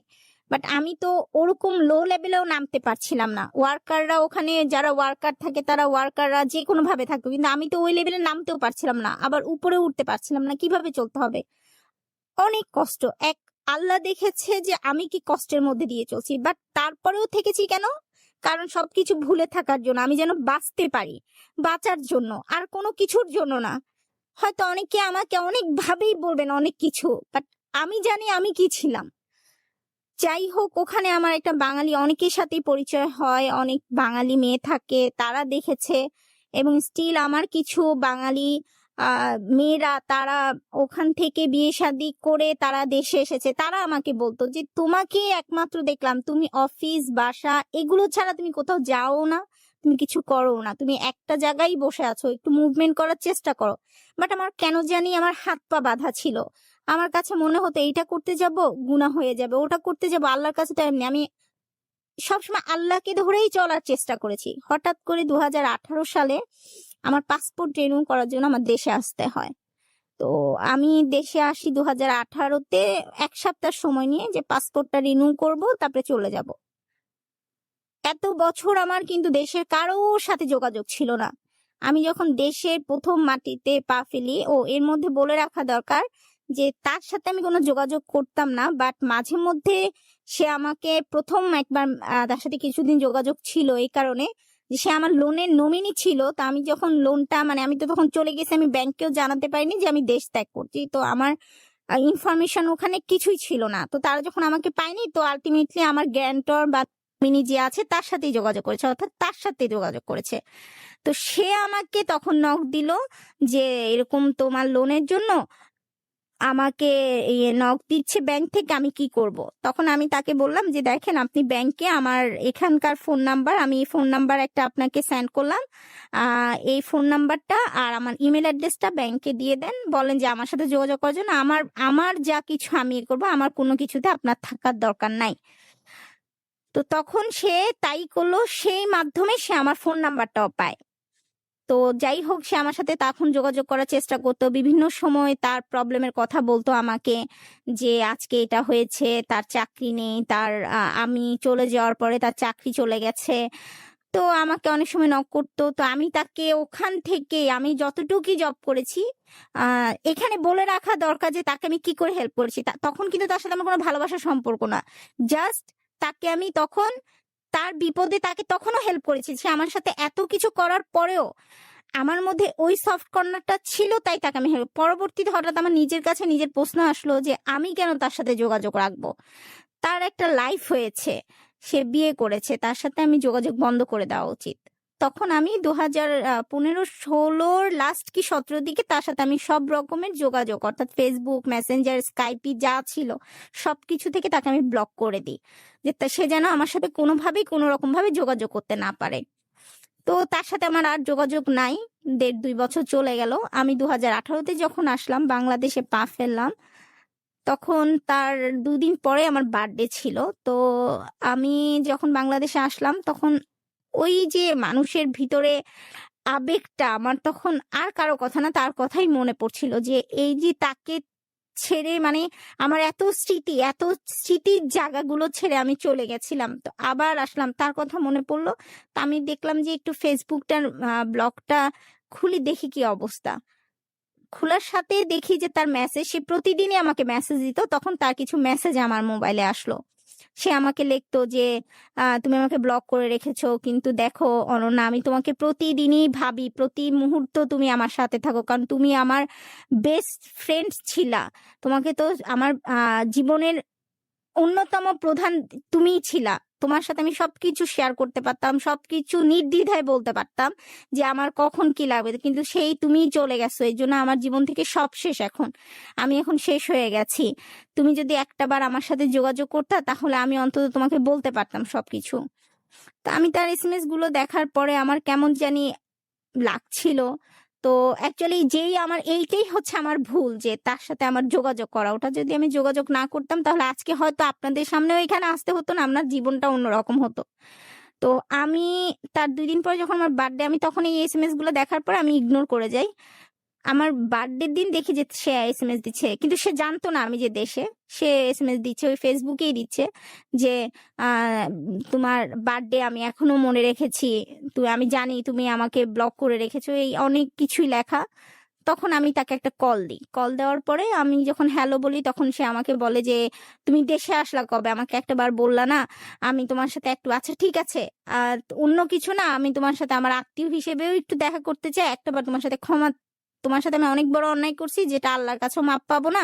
তুমি যদি ক্ষমা না করো, তুমি যদি সত্যি আমাকে ভালোবেসে থাকো, একটাবার আমার সাথে দেখা করো। তখন আমি চিন্তা করলাম, ওই যে আমার অন্ধ ভালোবাসা, অন্ধ বিশ্বাস, আমি তখন তাকে বললাম ঠিক আছে আমি দেখা করতে পারি, বাট ঘন্টা কিছুর জন্য একসাথে বসে হয়তো চা খাওয়া হবে, আর কোনো কিছুই না, আমরা তারপরে চলে আসবো। তখন সে বলে ঠিক আছে, আমাকে ওই সুযোগটা দাও অন্তত। আচ্ছা বসে। অ্যাকচুয়ালি তাকে যখন আমি প্রথমে দেখি, আসলেই খুব বিধ্বস্ত দেখেছিলাম, কারণ তার সেই সময় চাকরিও ছিল না। তার ইকোনমিক্যাল ভাবে সে আসলে অনেক মানে ভেঙে পড়েছিল। এবং আমি যতদূর শুনেছি এটা তার মুখের কথা যে তার ফ্যামিলি থেকেও সে কোনো সাপোর্ট পায়নি, এবং তার ফ্যামিলির সাথে তখন তার একটা গুড রিলেশন ছিল না, এবং সে অ্যাকচুয়ালি ড্রাগ অ্যাডিক্টেড হয়ে গিয়েছিল। সে আমাকে কয়েকটা ঘটনা আবার নিজেই বলে যে তুমি জানো না আমি যেই ছেলে কখনো মানে ড্রাগ কি মানে ইয়াবা কি এই জিনিসগুলো আমি কখনো ইয়ে করিনি, কিন্তু এগুলো এখন আমি নিই। আমি জানি না আমি কেন এগুলা, কিন্তু আমি ধ্বংস হয়ে যাচ্ছি। এখন তুমি যদি আমাকে মাপ না করো, আমার সাথে একটু হলেও কথা বলিও, তাহলে আমি শান্তি পাবো যে না তুমি আমাকে মাপ করেছো। তখন আমি ওনাকে বললাম যে দেখেন আপনি তো বিয়ে করে ফেলেছেন, আর আমি যতদূর জানি শুনেছি আপনার নাকি একটা মেয়ে হয়েছে এবার। তো আল্লাহ আপনাকে একটা মেয়ে দিয়েছে, আপনি নিজের সংসার নিজের ইয়ের দিকে মন দেন, আর এগুলো সব বাদ দেন, নামাজ কর্মা পড়েন, আল্লাহ ইনশাল্লাহ হেল্প করবে আপনাকে। বলো যে না আল্লাহ হেল্প করবে তখনই তুমি যদি, আর দেখেছো আমার এই অবস্থা, আল্লাহ এর জন্য তোমাকে এক উসিলাতে দেশে নিয়ে আসছে, তুমি প্লিজ আমাকে ক্ষমা করে দাও। আর তুমি যাবা কবে? আমি তোমাকে এবার বিদায় দিতে চাই, গতবার বিদায় দিতে পারিনি, গতবার আমার সাথে দেখা হয়নি, তুমি এবার আমাকে ক্ষমা করে আমি তোমাকে বিদায় দিব। তখন আমি বলি যে না আমাকে বিদায় দেওয়া লাগবে না, আমাকে তো আপনার জীবন থেকেই বিদায় করে দিয়েছেন। বললো যে না আমি তোমাকে একটু বিদায় দিয়ে আসতে চাই। তো আচ্ছা এয়ারপোর্টে গেল, সে অঝোর ধারায় খুব কান্নাকাটি। সে আমাকে আমি তাকে ছেড়ে একবার চলে গিয়েছিলাম, আবার এখন যাচ্ছি, সেটা সহ্য করতে পারছে না, অনেক কান্নাকাটি করে। ও তার মোবাইল ছিল না হাতে, তো আমি আমার মোবাইল ছিল, আমার মোবাইলটা তাকে দিয়ে যাই, বলি যে ঠিক আছে আপনি মন খারাপ করার দরকার নাই, ধরেন আপনার মোবাইল, আপনার যেহেতু মোবাইল কেনার টাকাই নাই, আপনাকে আমি মোবাইলটা দিয়ে গেলাম, এই মোবাইলটা ইউজ করেন। তার হাতে ভাঙা একটা মোবাইল ছিল, কিন্তু আগে যেই ছেলে অ্যান্ড্রয়েড মোবাইল ইউজ করতো সে মানে সবসময় তার হাতে অ্যান্ড্রয়েড মোবাইল ছিল। সেই ছেলের হাতে একটা ছোট নোকিয়া ফোনের বাটাম সেটা তাও রাবার দিয়ে পেঁচানো। আমাকে বললো যে দেখো আমার অবস্থা কত বিধ্বস্ত হয়েছে, তুমি বুঝতে পারতেছো তাহলে আমি কোথায় নেমে গেছি। তখন আমার হাতে মোবাইল ছিল, আমি আসলে সব ভুলে গিয়েছিলাম যে সে আমার সাথে কি করেছিল, বাট তার প্রতি যে আমার ভালোবাসাটা ছিল, এর জন্যই হয়তোবা তাকে আমি ওই ওই হেল্পটাতে তাকে আমি এগিয়ে এসেছিলাম তার কাছে, যে তাকে এই হেল্পটা করি, তাকে মোবাইলটা দিয়ে যায়, বলি ঠিক আছে আপনার মন খারাপ করার দরকার নেই, আমার আমার যতটুকু সম্ভব আমি আপনাকে হেল্প করলাম, এটা রাখেন আপনি। তো ওটা দিয়ে আমি তারপরে চলে যাই দেশের বাইরে। তো আমি বলি যে ঠিক আছে আমি আপনার সাথে যোগাযোগ রাখবো, আপনার যখন খারাপ লাগবে, আমার কোনো প্রয়োজন হবে, আমি আপনাকে হেল্প করব, কিন্তু আপনি নামাজ কলমা পড়বেন সবকিছু আছে। তাকে সবকিছু দিয়ে তাকে আমি ফিরিয়ে আনতে চাই, যে সে যেন ভালো পথে থাকে। তো আমি যখন চলে যাই, চলে যাওয়ার পরে এরপর শুরু হয় তার ইমোশনালি ব্ল্যাকমেল করা। সে আমাকে বলে যে তুমি এসে চলে গেছো, কিন্তু তুমি জানো আমি আল্লাহর কাছে এখন একটাই বলি, আল্লাহ চাইলে সবকিছু পারে, তোমাকে আমার জীবনে ফিরিয়ে আনবে আল্লাহ, এর জন্য আল্লাহ তোমাকে আবার নিয়ে আসছে দেশে। এইভাবে নানান কথা। আমি তখন তাকে বলি যে না এগুলো হলে আমি আপনার সাথে কথা বলবো না। আমি যখন মোবাইল বন্ধ রাখতাম সে বিভিন্ন জায়গায় ফোন দিয়ে এসএমএস দিয়ে আমাকে ইমোশনালি বলতো যে সে মারা যাবে, তার বেঁচে থাকার কোনো পথ নাই। আমি তাকে কি সত্যিই ভালোবাসতাম না? যদি ভালোবাসি তাহলে কেন তাকে ফিরিয়ে দিচ্ছে এভাবে? ঠিক আছে তার ভুল হয়েছে, তো সে ক্ষমা চাচ্ছে, কিন্তু সে এই সংসার করতে চায় না, কারণ তার ওয়াইফ তাকে কোনো রকম ভাবে তার সাথে ম্যাচ হচ্ছে না। সে রাতে কাজ করে, সে ওটা দেখায় যে সে সকালে চলে যায়, তাকে ভালো মতো নাস্তা দেওয়া হয় না, তার কাপড় চোপড়ও ধুয়ে দেওয়া হয় না, কোনো রকম ভাবে একটা ওয়াইফের যা যা করা দরকার তা কিছুই করে না। আমাকে এসএমএস লিখতো যে আমার ওয়াইফ বলো, বাবা বলো, বোনরা বলো, সবাই সবার স্বার্থ বুঝে, সবাই টাকা চিনে, কিন্তু তার শান্তি তো কেউ দেখে না।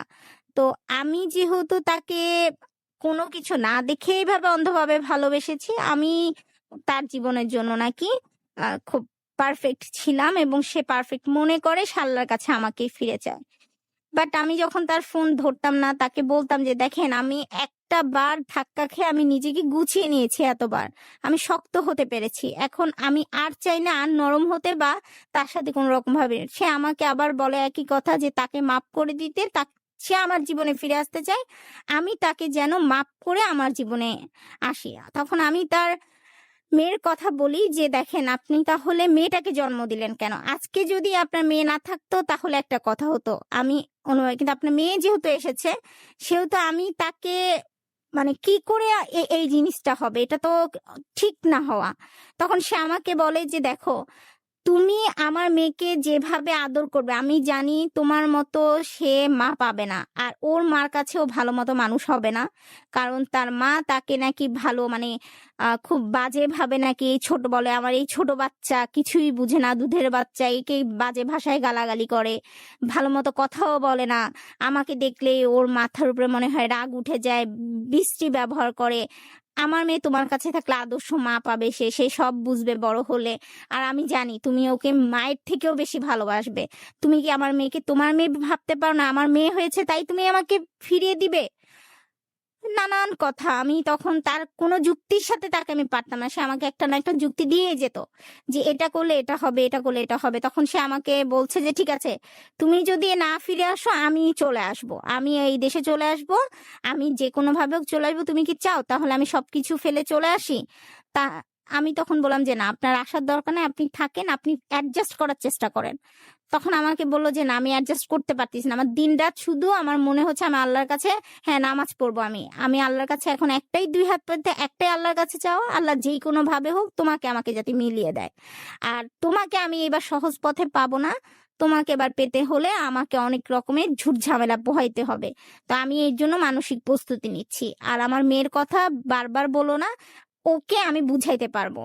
আর ও বুঝবে, ও তোমার আদর পেলে তোমাকে পেলে ও বুঝবে যে ও আসলে ওর বাবার সুখটা, যেহেতু আমার মেয়ে আমার আমার কথাই চিন্তা করবে যে ওর বাবা নিশ্চয়ই কিছু পায়নি তাই বাবা এই সিদ্ধান্ত নিছে, ও বড় হলে সবই বুঝবে। তো যাই হোক এভাবে আমাকে বলতো। তো আমিও যে ভুলটা আসলে আমার হয়ে গেছে তাকে সেকেন্ড বার বিশ্বাস করা, তার কথাগুলোকে আবার আগের মতো বিশ্বাস করা, তার সাথে যোগাযোগ কন্টিনিউয়াস করা। তো তার সাথে যোগাযোগ করতাম, কারণ সে তখন পাগলামি করতো। তার সাথে যোগাযোগ যদি বন্ধ করতাম সে কান্নাকাটি করতো বিভিন্ন সময়।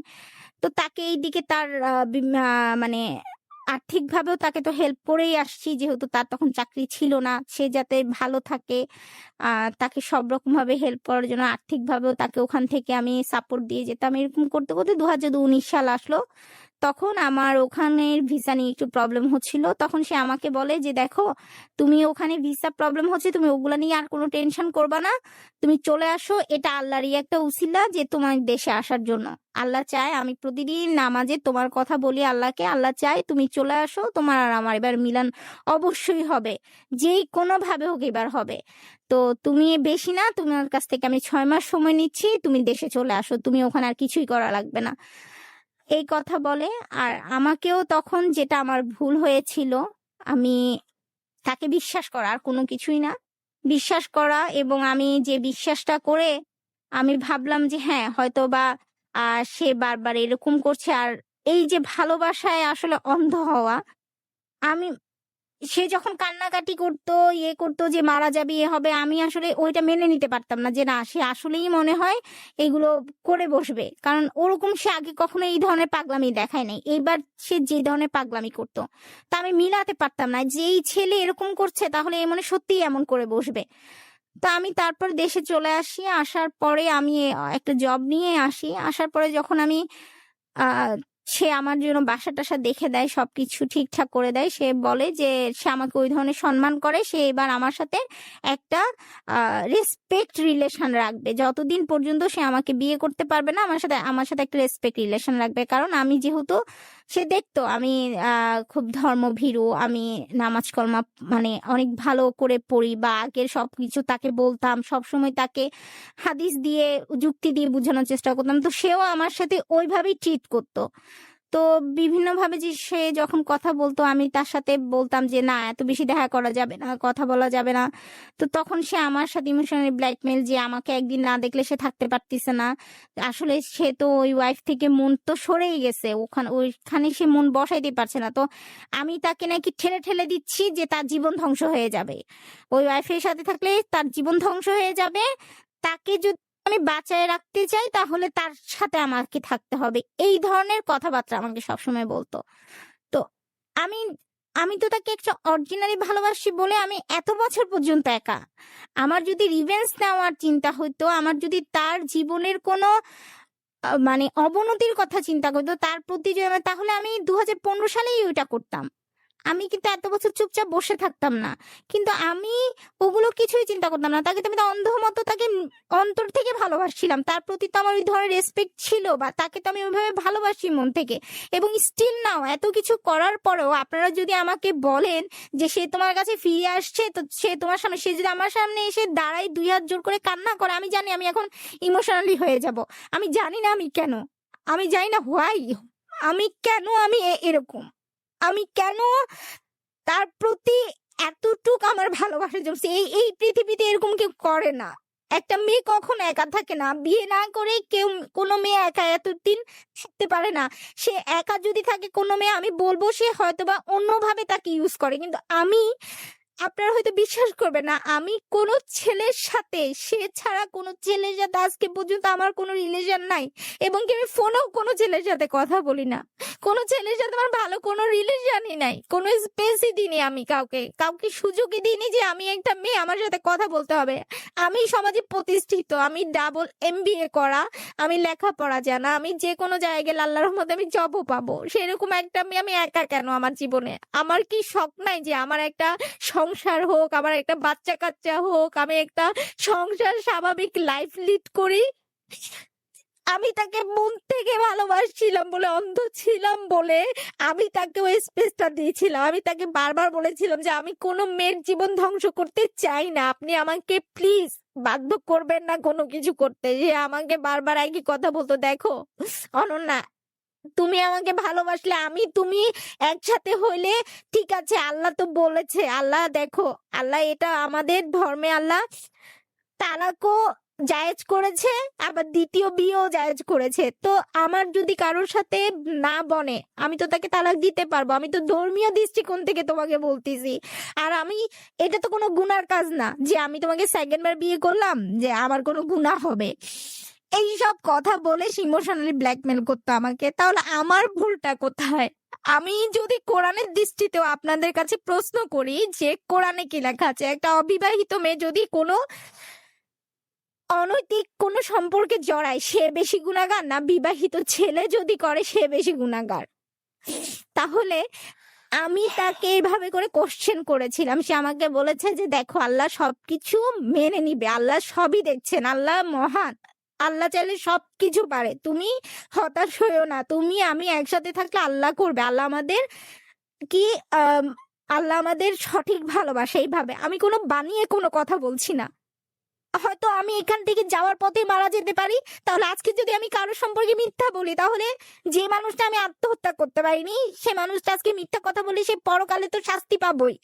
শাস্তি তো আমার জন্য, মিথ্যা কোনো কথা বলছি না আমি কারোর। আমি এই লাইভে এসেছি, কোনো মিথ্যা কথা আমি কারোর বলছি না। উনি আমাকে অনেকভাবে ইমোশনালি একবার বুঝাতে চেয়েছে যে আমি এই রিলেশনটা যদি করি তার সাথে, সেকেন্ড বার যদি আমার তার সাথে বিয়ে হয়, তাহলে সেটা কোনো অন্যায় হবে না।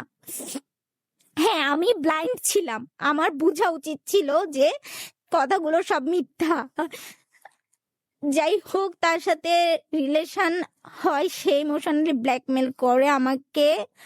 ইমোশনালি ব্ল্যাকমেল বলবো না, কারণ আমি একটা ম্যাচিউর মেয়ে। এটা বললে হয়তো অনেকে আমাকে বলবে একই কথা যে আপনি কি সুযোগ না দিলে হয়েছে। হ্যাঁ, আমার ভুল হয়েছে। সে আমাকে যেদিন টাচ করে আমার এই তার বিয়ের পরেও, আমি সেদিন তাকে বাধা দিতে পারিনি। এবং আমি পরবর্তীতে কান্না করেছি অনেক যে এটা কি হইলো। তখন সে আমাকে বলছে আমার ভুল হয়ে গেছে, আসলে আমি চাই নাই তোমার সাথে এরকম একটা রিলেশন করতে, সমস্যা নাই, আমি তো তোমাকে বিয়ে করব। আমার মাথা ছুঁয়ে আমি তাকে বলি যে আপনি আমার মাথা ছুঁয়ে কসম করেন যে আপনি এইবার আমাকে ছাড়বেন না, কারণ এটা আমি অনেক বড় গুনাহ করে ফেলছি। তখন সে আমার মাথা ছুঁয়ে একবার না 3 বার কসম করে বলে যে দূর পাগলি, এটা কি কখনো হয়? আমি তো তোমাকেই বিয়ে করব। আমার মাথা ছুঁয়ে সে কসম পর্যন্ত করে। তাহলে ওই ধরনের ছেলেকে আমি কি করে অবিশ্বাস করি? কারণ আমি তো তাকে মন থেকে ভালোবেসেছি। আমি তো তাকে কোনো কিছু পাওয়ার আশায় না, আমার লাইফটা যে সুখের হবে। তাকে বিয়ে করলে আমি জানি যারা শুনছেন তাদেরকে এটাও বলি যে সে টাকা পয়সা ভাবে এত ধনী কোনো ছেলে না যে আমাকে খুব আনন্দে খুব ইয়েতে রাখবে। আমি ছোটবেলা থেকে কষ্ট করে মানুষ হয়েছি। আমি নিজের পড়ার খরচ নিজে করেছি। আমি এত পড়ালেখা করেছি সব আমার নিজের টাকায়। আমার বাবা আমাকে শুধু ইন্টার পর্যন্ত আমার বাবার কাছ থেকে আমি খরচ নিয়েছি। তারপরে আমি নিইনি। যাক ওটা আমার ফ্যামিলি ম্যাটার। আমি নিইনি। আমি তারপরে এই যে ডাবল এমবিএ করা, চাকরি বাকরি সব আমার নিজের টাকায়। আমার নিজের রক্ত কামাই করা টাকায়। তাহলে আমি এত কষ্টে মানুষ হওয়া একটা মেয়ে, আমি কেন কোন মোহে পড়ে তাকে এইভাবে করে পছন্দ করতাম? কারণ তাকে আমি প্রচন্ড রকমের ভালোবেসেছি। আর কোনো কিছুই না। আমার একমাত্র ভালোবাসা থেকেই তাকে বিশ্বাস করা। যাই হোক, তারপরে এরপর থেকে তাকে আমি আরো বলে রাখি, তাকে আমি একটা জব নিয়ে দিই। তাকে যখন বিয়ের কথা বলতাম, সে আমাকে বলতো যে, "আমি তো জব করি না। আমার টাকা পয়সাও নাই। আমি এখন যদি ওকে ডিভোর্স দিতে হয়, আমার টাকা পয়সা লাগবে। কারণ ওকে তো তুমি জানো তখন তো আমি জেলে থাকবো। ও আমার বিরুদ্ধে কেস করবে। তো ওকে তো আমাকে সবকিছু বুঝাই দিতে হবে। কারণ তাহলে ওখানে কিছু টাকার দরকার। তাহলে আমার টাকা পয়সা না। তোমাকে বিয়ে করতে হলেও তো টাকা লাগবে। তো আমার জব টব নাই। আমার ভিত্তি নাই। আমি কি করে ইয়ে করব?" তখন আমি আমার পরিচিত একজনের মাধ্যমে তাকে জব নিয়ে দিই। এই শহরেই, ঢাকাতেই। তো সে জব করতো। আর এর পাশাপাশি তাকে তো আমি যখনই যা লেগেছে সাপোর্ট করেছি। যেহেতু আমিও জব করতাম। আস্তে, আস্তে সময় যায়। ২০১৯ গেল। ১৯ ডিসেম্বরে তাকে আমি জোর করে ধরি যে, "দেখেন, আপনার সাথে আমার যা হয়ে গেছে এখন তো আমাকে বিয়ে করাই লাগবে। ঠিক আছে? আমার কোনো দরকার নাই। আপনি আ আমাকে ওকে ডিভোর্স দেন। আমি চাই না, কখনো চাইও নাই। আমি কোনো গুনাহ নিতে চাই না। আপনি আমাকে জাস্ট আল্লাহর পথে সঠিক রাখার জন্য।" কারণ আমি কোরআনের বাংলা পড়েছি বা যতটুকু পড়েছি স্পষ্ট ভাষায়, আমি আজকে আপনাদের সামনেও বলি, স্পষ্ট ভাষায় লেখা আছে যে একটা ব্যভিচারকারিণী কোনো ভালো কাউকে বিয়ে করে সে বিয়েটা জায়েজ হবে না। তো আমি কাউকে আমার এই সম্পূর্ণ ঘটনা বলে কেউ আমাকে বিয়েও করবে না। আর করলেও সে আমাকে কখনো ভালো পথে মন থেকে মেনে নিবে না। তাহলে আমি ওই সম্পর্কে জড়াবো কেন? আমি কোনো ছেলেকে কেন ঠকাবো? আপনি আমাকে জাস্ট বিয়ে করে রাখেন। আমার কোনো ভরণ-পোষণ চালানো লাগবে না, কিছু করা লাগবে না। আমি স্বাবলম্বী না, আমি সবকিছু করব। আমি কারো কাছে বলবো না যে আপনি আমাকে বিয়ে করছেন। কিন্তু আল্লাহ তো জানবে। আপনি আমাকে যেভাবে হোক আপনি আমাকে বিয়ে করে রাখেন। অন্তত আল্লাহর সামনে আমাকে ইয়ে করেন। কারণ আমাদের সাক্ষীও ছিল। উনার আত্মীয় ২ জন জানতো আমাদের এই বিয়ের পরের রিলেশনটা। তো উনারাও উনারাও উনাকে নিয়ে আ পরবর্তীতে বসেছিল। যাই হোক, উনারা আমাকে পরবর্তীতে সাপোর্ট করেছে অবশ্য। তো ওনাকে এগুলা বলার পরে উনি বিভিন্নভাবে আমাকে ইগনোর করে যাচ্ছিল। আমার সাথে কথাবার্তা বলে না। উনি আমার ফোন কেটে দেয়, দেখা করে না। তখন আমি বুঝতে পারলাম যে উনার ভিতরে পরিবর্তন আসছে। উনাকে আমি তখন জোর করে বলি যে, "আপনি কেন এমন করছেন আমার সাথে? আপনার যদি এই মনে থাকতো তাহলে আমার সাথে কেন রিলেশনে জড়ালেন? আমাকে কেন একই পথে নিয়ে আসলেন?" তখন সে আমাকে বলে যে, আম "তুমি এত রাগারাগি করলে হবে? মাথা ঠান্ডা করো। দেখা যাক একটা ভবিষ্যতে কি হয় বলা যায় না। বাট তুমি এমন রাগারাগি করিও না।" আমি তখন বললাম যে, "আমি রাগারাগি করছি তাহলে কি দিনের পর দিন কোনো একটা গুনাহই হয়ে যাবে? আপনার সাথে আমার দেখা করাটাও এখন গুনাহ। তো আপনি দেখাও করবেন, কথাও বলবো আপনার সাথে, গুনাহ হচ্ছে। কিন্তু আপনি বিয়েও করতে চাচ্ছেন, আপনি চাচ্ছেনটা কি?"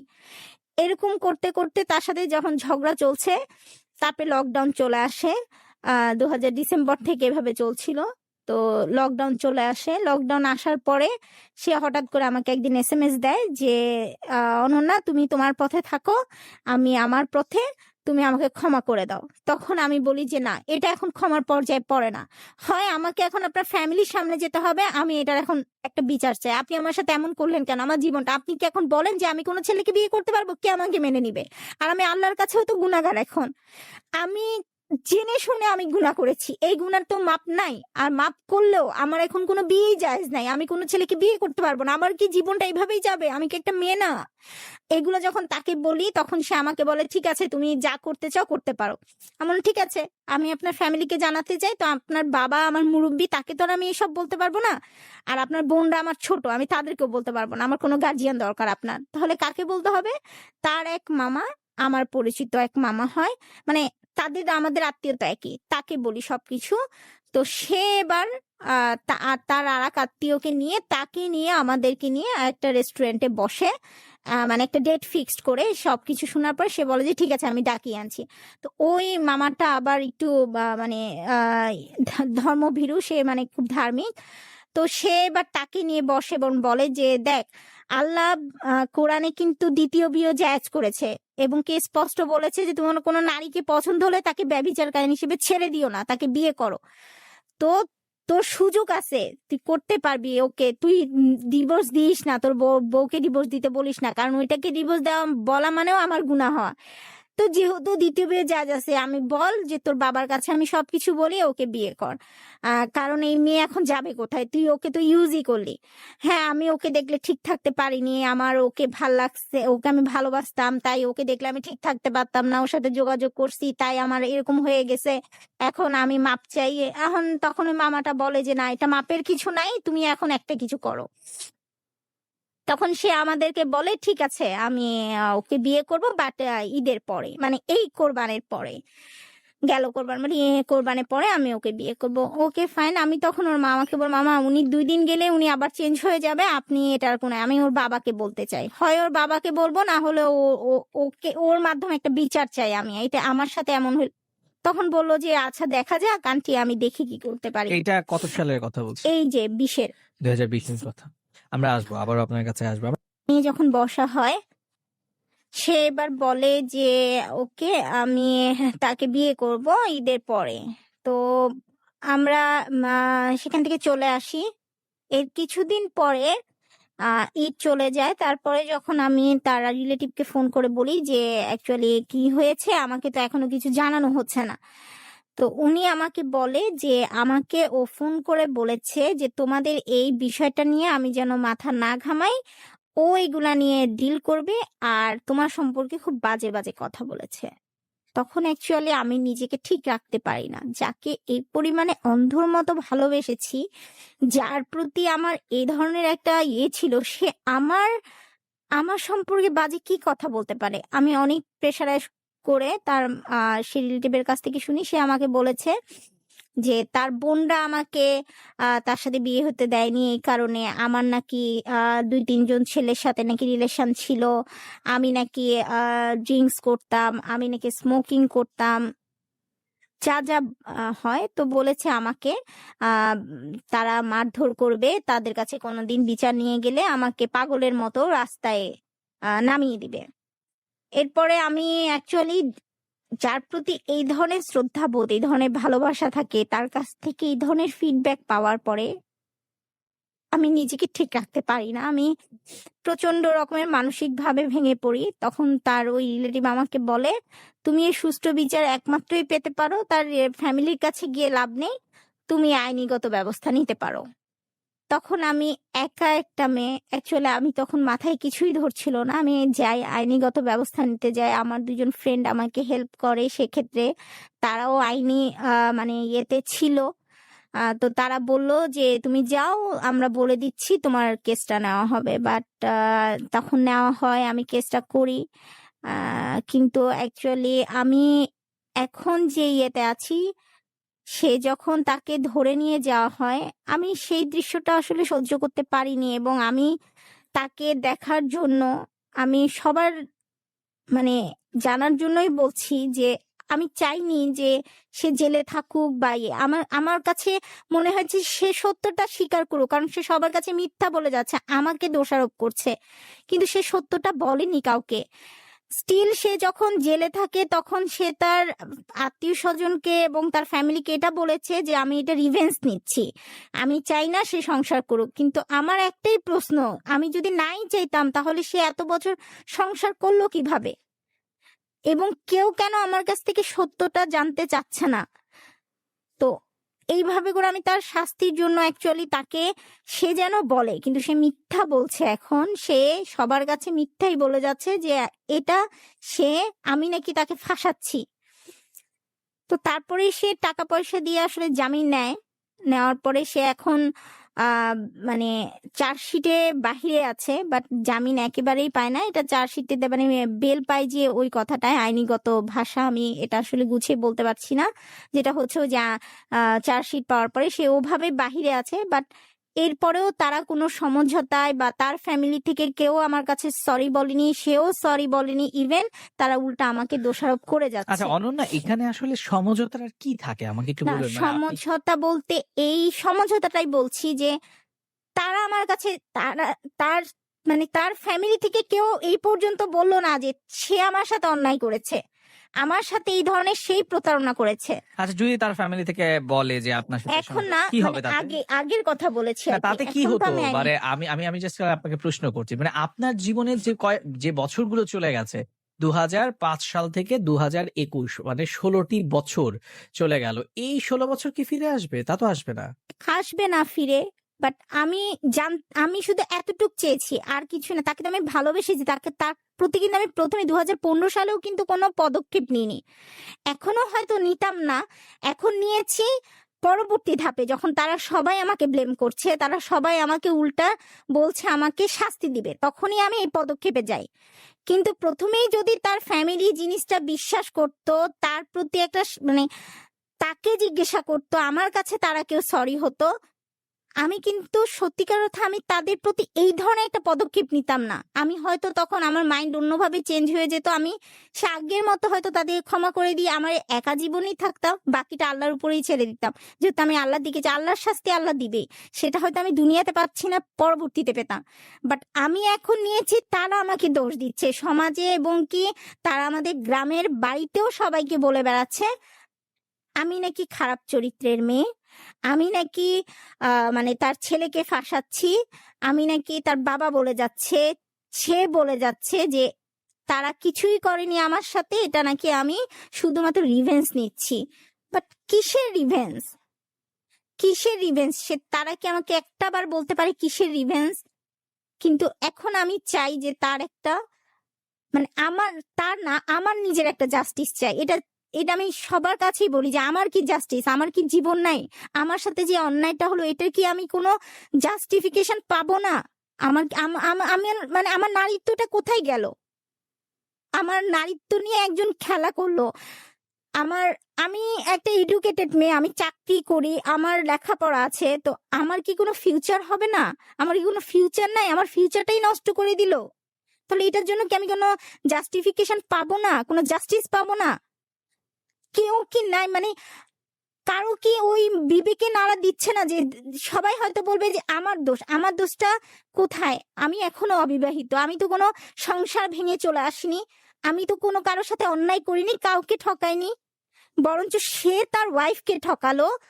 এক যদি চিন্তা করা হয়, সে যখন আমার সাথে দেখা করতো, আমার সাথে এইসব কথা বলতো, তাহলে কি সে তার ওয়াইফকে ঠকায়নি? সে তো ওখানেও একটা মেয়েকে ঠকাইলো, আমার সাথে এমন করলো। তাহলে সে এখনো ভালো, সে যে সবার কাছে আছে, ভালো জীবন যাপন করবে, আর আমি ভুক্তভোগী থাকবো, আমি সব শাস্তি পাবো? আমার জীবন তো আসলেই কিছু নাই, আমার জীবন তো এখানেই শেষ। হ্যাঁ, আমি চাকরি করছি, আমি চলছি ফিরছি খাচ্ছি সবই করছি, কিন্তু আমার কি স্বাভাবিক আর 10টা মেয়ের মতো কি আমার স্বাভাবিক জীবন? আমার এই বয়সে কি আমার কি স্বাভাবিক জীবন? আমার জীবনটা কি স্বাভাবিক?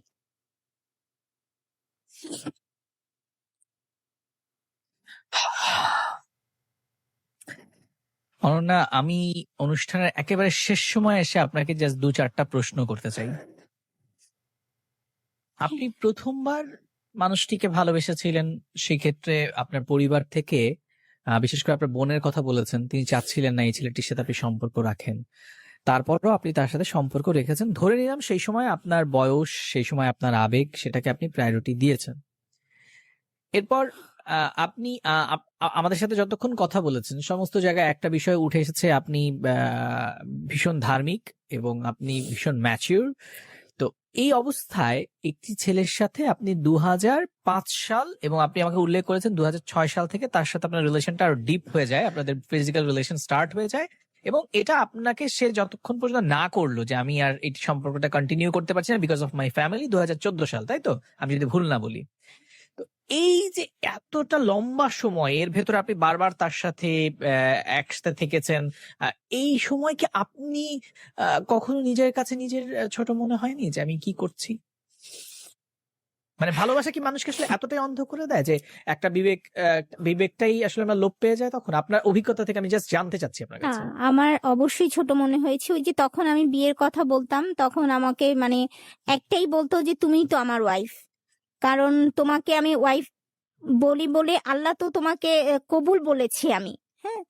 আর আমরা যেহেতু উপযুক্ত ২ জন নরনারী, সেহেতু আল্লাহ তো দেখেছে যে আমি তোমাকে কবুল বলে নিয়েছি। হ্যাঁ, তোমাকে আমি এখন বিয়ে করতে পারছি না। কারণ তোমাকে বিয়ে করতে হলে আমাকে একটু ধকল নিতে হবে। যেহেতু আমরা ২ জন আত্মীয়, আ একটু ধকল নিতে হবে। আর আমার বোনদের এখনো যেহেতু বিয়ে হয়নি, একটু ওয়েট করো। তোমাকে অবশ্যই আমি সেই মর্যাদাটা দিব। আচ্ছা। বাট ব্যাপারটা তো এরকম নয় যে আসলে ধরেন সে যা বোঝাবে আমি তাই বুঝবো। আমারও তো একটা বিবেক আছে বা আমারও একটি বুদ্ধি আছে যে আমি আমি আমি যা করছি সেটা তো আমি স্বেচ্ছায় করছি। আমার সম্মতির বিরুদ্ধে কি কিছু হচ্ছে এখানে? আমার সম্মতির বিরোধী তো হয়নি। ওই যে বললাম যে একটাই যে সে আমাকে একটাই দিয়েছিল যে আমি তার ওয়াইফ এবং তার যত মানে এটা কি সম্ভব? মানে আমি আপনাকে প্রশ্ন করছি। আমি জানি আপনি সমস্ত কিছুর না উত্তর অলরেডি সম্ভব দিয়েছেন। না। মানে আমি একটা জিনিস জানতে চাচ্ছি, আজকে আপনি বলেছেন অলরেডি যে আপনি এখন 35 প্লাস। তো এই এইজে এসে আপনার কি মনে হয় আসলে কি একটা ছেলে একটা মেয়েকে যখন বলছে যে আচ্ছা আমাদের মধ্যে যে সম্পর্কটা আছে ধরে নাও তুমি আমার স্ত্রী। আসলে এই ধরে নেওয়ার কোনো অপশন কি আসলে জীবনে আছে কিনা? না, জীবনে নাই। বাট আমার বিবেক বললাম না তখন লোপ পেয়েছিল। আর কোনো কিছুই না। আমার বুদ্ধি বিবেক ওই একটা জায়গায় এসেই লোপ পেয়েছে, যেটা আমি জীবনে ভুল করেছি। অ্যাকচুয়ালি আমার এটা ভুল, এটা আমি ভুলই বলব। কারণ একটা মানুষকে এইভাবে অন্ধভাবে ভালোবাসা আসলে উচিত না। আচ্ছা। আসলে উচিত না। আচ্ছা। দ্বিতীয় যে প্রশ্নটা সেটা হচ্ছে যে পরবর্তীতে আপনার সাথে এই ভদ্রলোকের একটি মানে সম্পর্কটা ভাঙানো হয়ে যায়। আপনি দেশের বাহিরে চলে যান কারণ আপনি আমাকে বলেছেন যে আপনি তার স্মৃতিগুলো থেকে বেরিয়ে আসতে চাচ্ছিলেন। নিজেকে পালিয়ে বেড়াচ্ছিলেন। নিজের কাছ থেকে নিজেকে পালানো যেটাকে বলে। সেটার জন্য আপনি দেশের বাহিরে চলে যান। অতঃপর কোনো একভাবে তার সাথে আপনার আবার নতুন করে সম্পর্কটা হয়। কিন্তু ততদিনে সে বিয়ে করেছে, তার একটি বাচ্চা আছে এবং সে পুরোপুরি সংসার করছে। কিন্তু আপনার কাছে সে নিজেকে প্রেজেন্ট করেছে সে প্রচন্ড অসহায়। তার ওয়াইফের সাথে সে আসলে হ্যাপি নয়। কিন্তু আপনি তো একটি এমন একটি পরিবারের সন্তান যেখানে অলরেডি আপনার মা নেই, বোন নেই এবং আপনার একটা স্টেপ মাদার আছে যেটা আপনি আমাদের শুরুতে বলছিলেন। সেই অবস্থায় কি আপনার ওই পরিবারের ওই বাচ্চাটির বা তার মায়ের কথা কি কখনো আপনার ভাবনা এসেছিল? নাকি ভালোবাসা আমাদেরকে এতটাই স্বার্থপর করে ফেলে যে আমরা আর তখন অন্যের কথা ভাবতে পারি না? কোনটা? হ্যাঁ, এসেছিল। বাট আমি কখনো আমার মনের মধ্যে ওটা আসেনি যে আমার এসেছিল যে ওইভাবে আসেনি যে ওই মেয়েটা তার স্টেপ মাদার হিসেবে আমি দাঁড় হব। আমি তাকে বলেছিলাম যে আমি ওটা ওইভাবে দাঁড় হতে চাই না। সে বলেছিল যে ওইভাবে তুমি দাঁড় হবা না। কারণ আমার বাচ্চার ছোটবেলা থেকে আমি চাই যে ওর বুদ্ধিজ্ঞান থেকেই ও জানুক যে তুমি ওর মা। আর আমি ওইভাবেই ওকে বুঝানোর চেষ্টা করব। আর আমি জানি তোমার মধ্যে থেকে কখনোই এটা আসবে না যে তুমি ওর সৎ মা। আর তুমি ওইভাবে আমি জানি তুমি কখনো ওর সাথে ওইভাবে বিহেভ করবা না। তো সেহেতু আমি যেটা আমি বলছি আমার মেয়ের ক্ষেত্রে আমি যেটা মানে নিচ্ছি, দায়িত্ব নিচ্ছি সেটা তুমি ইগনোর করিও না। তুমি ওর দিয়ে তুমি আমাকে অপরাধী করে দিও না। এই কথাগুলোই আমাকে বলতো তখন। তো আসলে ওই কথাগুলো শোনার পরে আমার কাছে মনে হতো যে হ্যাঁ, আসলেই তো আমি এরকম হবে না। বাট আমার মাঝে আমি হ্যাঁ। দোটানায় ভুগছিলাম। অ্যাকচুয়ালি আমি অনেক সময় উনার সাথে ঝগড়া হতো, প্রায়ই হতো। আমি মোবাইল বন্ধ করে দিতাম, আমি উনাকে ব্লক করে দিতাম। আমি বলতাম যে না, তখনই উনার আবার কান্নাকাটি, আবার তখন দেখা যেত আবার রেগুলার কথা বলছি এভাবে চলতই। বাট আমি ওভাবে পরে লাস্টে দেখলাম যে না, উনার মেয়েকে আমি আসলে নিজের মেয়ে থেকেও মানে ভালোবাসতাম বলতে গেলে। অনেক কিছুই আমি করেছি তখন ওর জন্য। হয়তো কাছে থেকে করতে পারিনি, দূর থেকে যখনই দেখা হতো, কথা হতো বা যখনই যেটা আমার যেখানেই যেতাম ভালো লাগতো, বাবুর জন্য নিতাম, করতাম। তখন আমার মনে হতো যে না, ও আমার মেয়ে হয়তোবা। আবার ও আমাকে এটাও বলতো, অনেক সময় আমাকে এসএমএস দিত যে শুধু জন্ম দিলেই মা হওয়া যায় না। মা হতে যে তুমি গর্ভে ধরোনি তাই যে তুমি ওর মা না, তা না। গর্ভ ধরলেই মা হয় না। এইসব কথাগুলো আসলে শোনার পর আমি মেন্টালি ঠিক রাখতে পারিনি নিজেকে। আর ওই যে আমি ভাঙাচোরা ফ্যামিলির একটা মানুষ, তাই ভাঙাচোরা ফ্যামিলি থেকেই আমি যখন সবসময় চাইতাম আসলে যাকে ভালোবাসছি সেও আমাকে ওভাবেই ভালোবাসবে।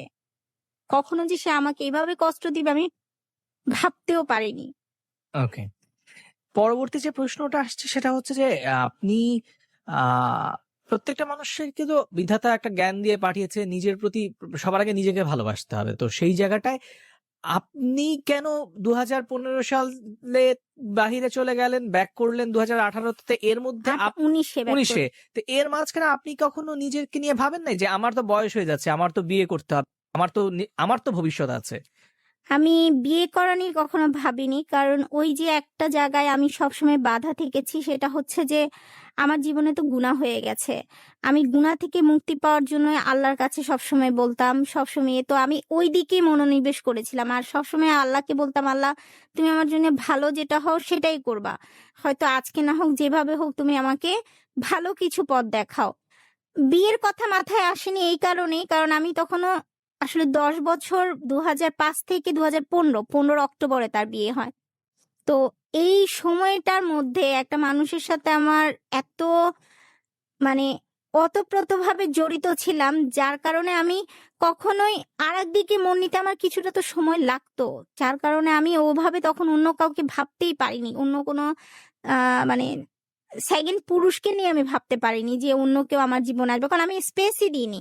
আমি কারোর সাথে ওভাবে মিশিনি, স্পেস দিইনি। আমি যে কারোর সাথে মিশবো ওই জায়গাটা আমার মানে আমার দুর্বলতাটা। অনেকে পারে যে আজকে এটা আমার রিলেশন ব্রেকআপ হয়ে গেল, কিছুদিন পরে আরেকজনের সাথে আমি চলি। ওটা আমি করতে পারিনি। আমি সবসময় একা থেকে আমি চেয়েছি যে আমি গুনাহ থেকে মুক্তি পাওয়ার কি উপায় আছে। বিশ্বাস করবেন কিনা জানি না, এটা আমার গল্প না। আমি সবসময় ওই দিকেই আমি মনোনিবেশ করেছি এবং যত রকমের নফল ইবাদত আছে সবগুলা করতাম এবং স্টিল না আমি করে যাই যে আল্লাহ আমাকে গুনাহ থেকে মুক্তি দাও, আমাকে একটা সঠিক পথ দেখাও। এটা বলেই আমি সারাটা জীবনেই বলতে গেলে চলেছি। তো এর মধ্যে দিয়ে এটা হয়ে যাওয়াতে আমার জীবনটা আসলে পুরোপুরি অগোছালো হয়ে গেছে। আমি এটা উনার কাছে কখনোই আশা করিনি, কখনোই না। অলরাইট। আমরা একেবারে শেষ যে প্রশ্নটা করব, ধরেন কাল সকালে এই লাইভটা দেখার পরে বা কোনো একভাবে কোনো এক মানে কোনো এক কারণে সেই ভদ্রলোক যাকে নিয়ে আপনি আজকে এত কথা বললেন তিনি আপনাকে ফোন করে বললেন যে অনন্যা, যা হওয়ার হয়ে গেছে, আমি বুঝতে পেরেছি ভুলগুলো সব আমার ছিল, আমি তোমাকে নিয়ে আবার নতুন করে শুরু করতে চাই যেমনটা তুমি চেয়েছিলে। আমাকে তো শেষবার তুমি বিয়ে করতে বলেছিলে এবং আমি বলেছিলাম আমার পক্ষে সম্ভব নয়, কিন্তু এখন আমি বলছি আমার পক্ষে সম্ভব। কি করবেন আপনি?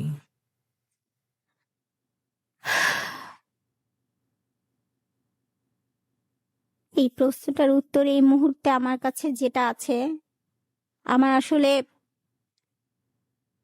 সঠিক কি উত্তর দিব আমি জানি না। তবে এটাই বলবো, প্রথমত আমি জানি এটা ঘটবে না।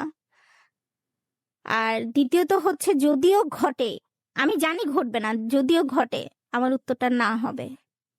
কেন এত কিছু করলেন যার জন্য আজকে আপনাকে এই মঞ্চে পর্যন্ত আসতে হলো, তাকে আপনি না বলে দিবেন? কেন না এত বলবেন? এত যুদ্ধ আমার আমার নিজের একটা ভাইয়া এখানে একটা আছে, কথা আছে। একটা মেয়ের কাছে তার ইজ্জত হতে যতই বড়, আমি আমার ইজ্জত নিয়ে যেমন সবার সাথে কথা বলেছি, থানা, উকিল, পুলিশ, আজকে আপনারা, আমার ইজ্জতের সব কথাগুলো বলতে হয়েছে। জি, কেন? শুধু তার জন্য। জি। কেন? এই ভালোবাসার কি দরকার?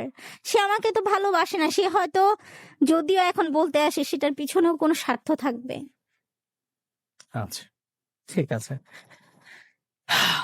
আপনার ভবিষ্যতে এখন আজকে তো আপনি লাইভটা বললেন, এই মঞ্চে আসলেন। আপনি আমাকে লাইভের আগে বলেছিলেন যে আমার এখানে আসার উদ্দেশ্য দুটো। একটি হচ্ছে আমি চাই আমার মতো ভুল কেউ না করুক, এবং আরেকটি আপনার চাওয়া আছে। আমার এই লিসেনার যারা শুনছে বা যারা ফেসবুকে বা ইউটিউবের থ্রু থেকে দেখছে, কি বলতে চান তাদেরকে? কি চান আপনি তাদের কাছ থেকে? তাদের কাছে একটাই চাই, তারা একটু ঠান্ডা মাথায়, একটু বিবেক দিয়ে শুধু এতটুকুই চিন্তা করবেন ভুলটা কার ছিল। হ্যাঁ, আমি স্বীকার করি আমার একটাই ভুল, আমি একজনকে বারবারই বিশ্বাস করেছি। যদি মনে হয় যে আমাকে জাস্টিস পাওয়ার আমি যোগ্য, তাহলে আমাকে একটু সহায়তা করবেন। যদি কেউ থেকে থাকেন, যদি কোথাও কেউ একজন থেকে থাকেন যে আমার পাশে একটু দাঁড়াবেন, এই অন্যায়ের আমি একটা জাস্টিস পেতে পারি, তাহলে সে যেন আমার পাশে এসে দাঁড়ান।